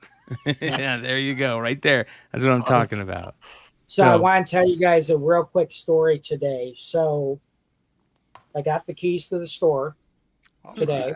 Contracts are ready to go. 3,600 square feet, 12 boutiques, no slat wall. We are going to be a boutique store. Very, very cool. 12 genres and all that fun stuff. But my landlord lost the keys to the door. So I had to call a locksmith who said, I'll be there in 45 minutes. It took him 2.5 hours. You would think the guy would come in. This is how I pictured it. Hey, Jesse, I'm sorry I'm late. Let's get this done. I know you got to get out of here. You got things to do. My apologies again. Let's get started. This is what he said to me. Hey, so how many doors do we got to get to? Because I got to get back on the road before traffic starts. That was my day today. My day was, I agree. 3 months ago. Yeah, 3 months ago, my company van exploded the front end, radius arm. It took 3 months to get the part from China. Then Bell Tire couldn't get the nut to put the radius arm off. Giggity. I took it to another shop. They said, yes, we can get that off. Then it went from 3 months to $1,100 to $1,600, and now they got to do all the ball joints because they won't fit in the radius arms that this has. So I'm at $2,100 to fix a van that's been broken for 3 months, and I have had to haul everything in my Ford Expedition since then. Oh my gosh! But they said it's available tomorrow to pick up. So thank God. Well, always remember there's real life. I want people to understand, comic book store owners, we have real life things that happen to us too. It's Yeah. not just all comics. Well, I'm glad that you guys are taking those brick and mortar hits and for me, because, ladies and gentlemen, the Beyond Wednesdays store is up. Beyond Wednesdays .store has finally been put up. I had to restart it fresh, and I've created this over the last couple nights. I'm still working on it, guys. So if you go to it, you'll see that it's still being worked on and all kinds of goodies. But you can go buy grommets there. I will be changing the pricing for. I'll be giving out a members only pricing promo code for our members. But if you go to the store and you go to the About page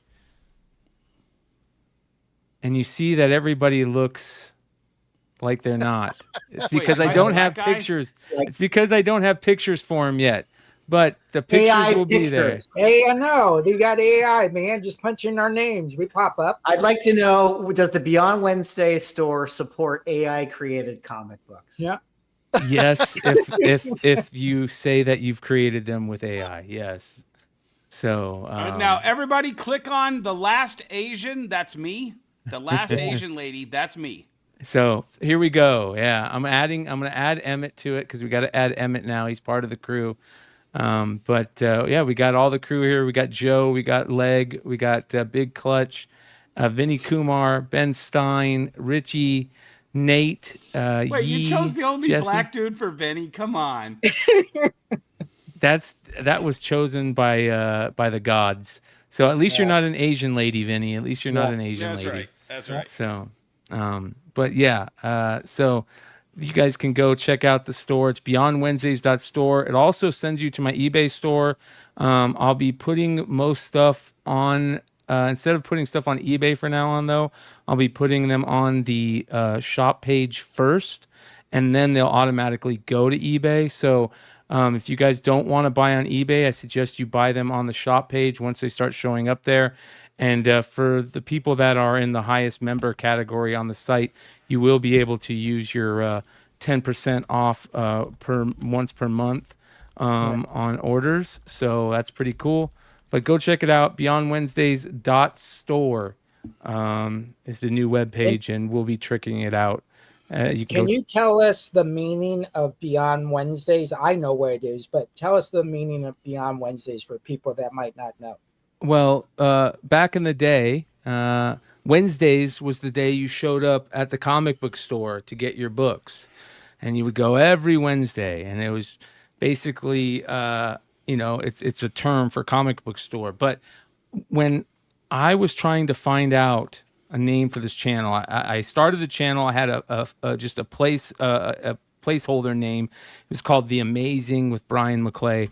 I knew that was a terrible name. I kept on saying to everybody, when I hear it or when it comes up, I'll know it. It's such a hard thing trying to figure out a name for a company or brand or a channel. And I was hanging out with Jesse, and I was telling him, man, I'm having the hardest time coming up with a name. And he goes, well, I had a name that I came up with our podcast once called Beyond Wednesdays. And as soon as he said it, I went, that's it right there, because this channel isn't just about necessarily comic books or buying and comic much like books. John Gallagher, you stole it. Yes. No, I bought it from him. Actually, he did Jesse not. He sold bought it to me. Jesse sold it to me for $1. Yep. $1. I still haven't cashed the check, but Yeah. So look at Mark. Can I use the amazing Brian McClay? So anyways, What's the evaluation on Beyond Wednesdays these days? Is it a $5 million evaluation? Did Dennis make the worst exit of all time? right, exactly. So actually, we can figure out the value of the page pretty easily. Well, now that you're on Swag, that you just added some money to it. So the reason that it's called Beyond Wednesdays, though, is because this is much more than just comics. As you guys know, we talk about everything here that's collectible and nostalgia, whether it's comics, cards, toys, music memorabilia, whatever. But it's more than just that, too. For me, it's become my where I hang out with my friends. It's become the place where I talk to the community. It's become the place where I've this has become my home and what I am, and I'm very open about who I am and my past, and just created a good community over here. So Beyond Wednesdays is the place, and now the website is up, so go check it out, beyondwednesdays.store.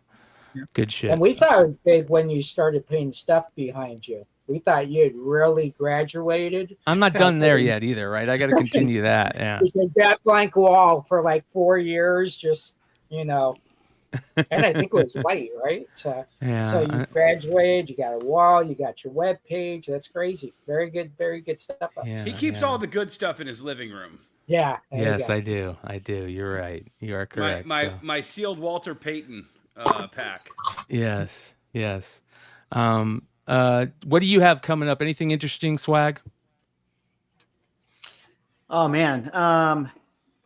Not just the usual on the YouTube channel, just coming out with some interesting videos. I have this last weekend I went to a warehouse sale. My LCS, that if you guys remember, actually I had that video where my LCS closed. Yeah. They had a warehouse sale, so I went to that.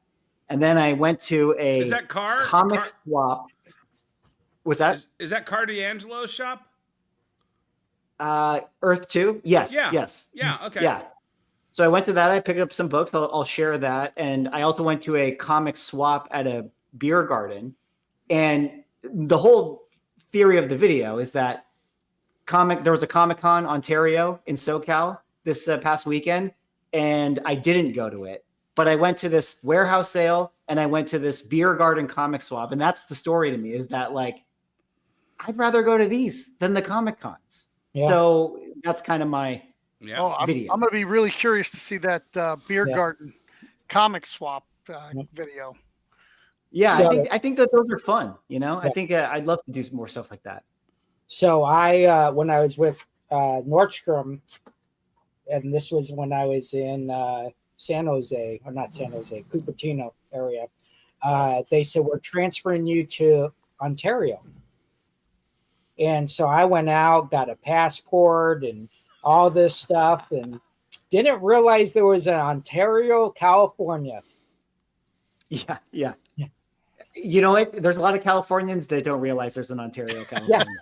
Yeah. Like, I felt stupid. Wow.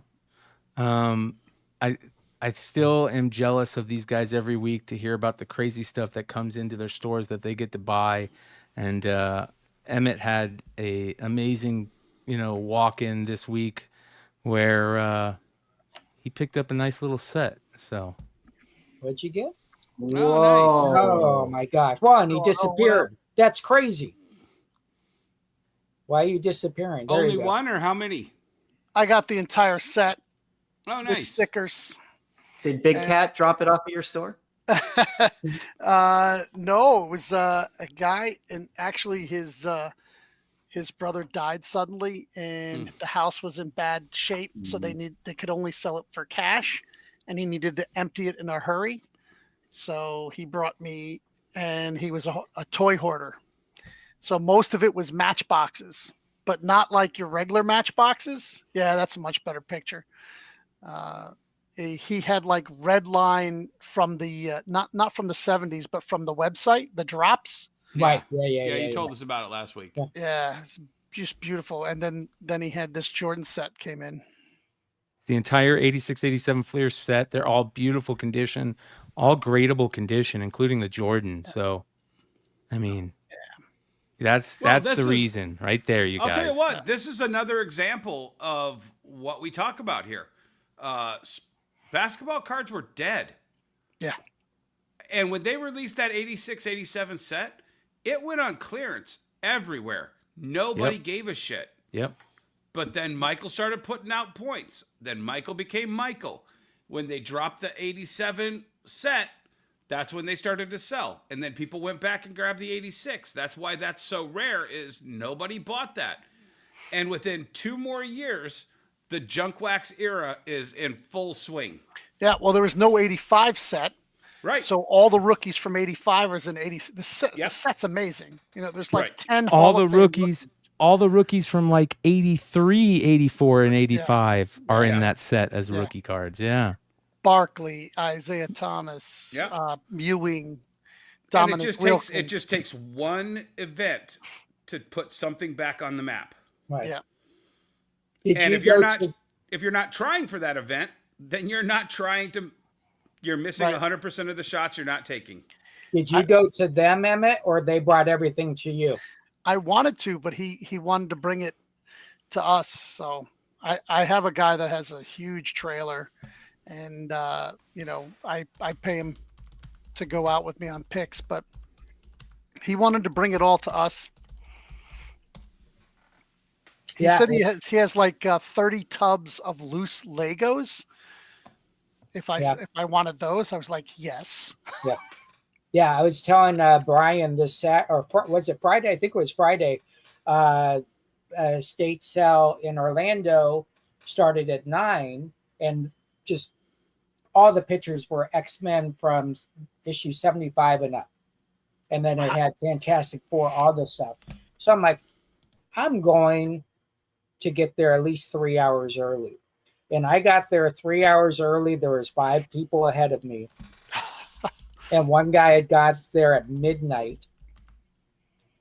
And, you know, they had other stuff for sale, but you just can tell comic book fans, when you pull up, you can tell those 5 guys were comic book fans. I still ended up getting like 200 good books.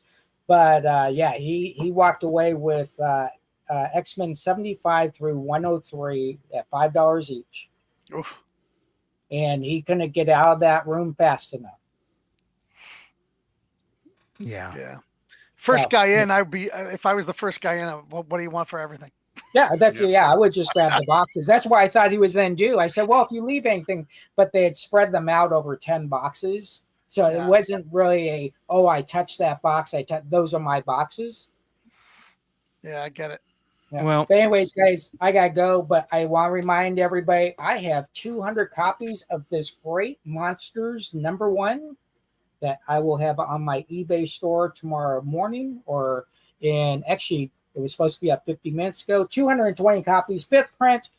Very, very cool stuff. I got all the 1 in 20s in as well. But so these are going to be sold out. The important question is, Jesse, how many Mark Spears Monsters #4 1 in 20s do you have? I have I gotta look, but I think I have what? Don't make me do math right now. This is crazy. You got 5 of them. Right? You bought it. How many do you have? How many comics do you have there? How many of those? 228. No, he was after him of #4. So then you got no. He's talking about the one with everybody's name on it. So you got 11 of the variants, and he's only making a few of those available because 2 of them are coming to me because I didn't get any. Yeah. So I will have these in like 10 minutes up, ready to go, so they can be shipped tomorrow or today.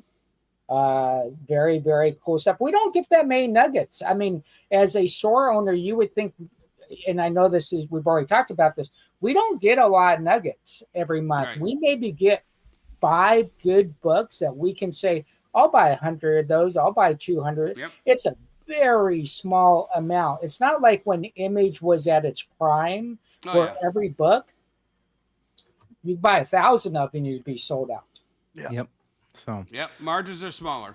Well, good stuff, you guys. I want to thank Swag for coming on. Yeah. I love the content. Thank you guys for letting me crash the party. I appreciate it. I appreciate always being a guest. Are the orange chairs new? Or you've always no, I just my white balance has been more orange did. Oh, okay. Yeah. So. Is that real mid-century modern or is that Wayfair? It's a West Elm chair. It's a West Elm chair. Very nice. I thought so. I thought so. Yeah. Oh.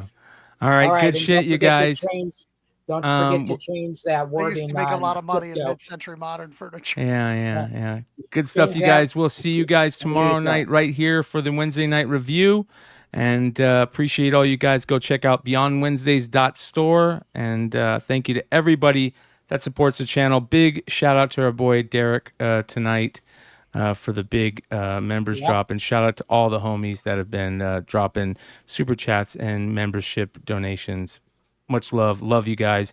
You make this channel run, and you're the reason, half the reason we do this stuff. So love you guys. We're out.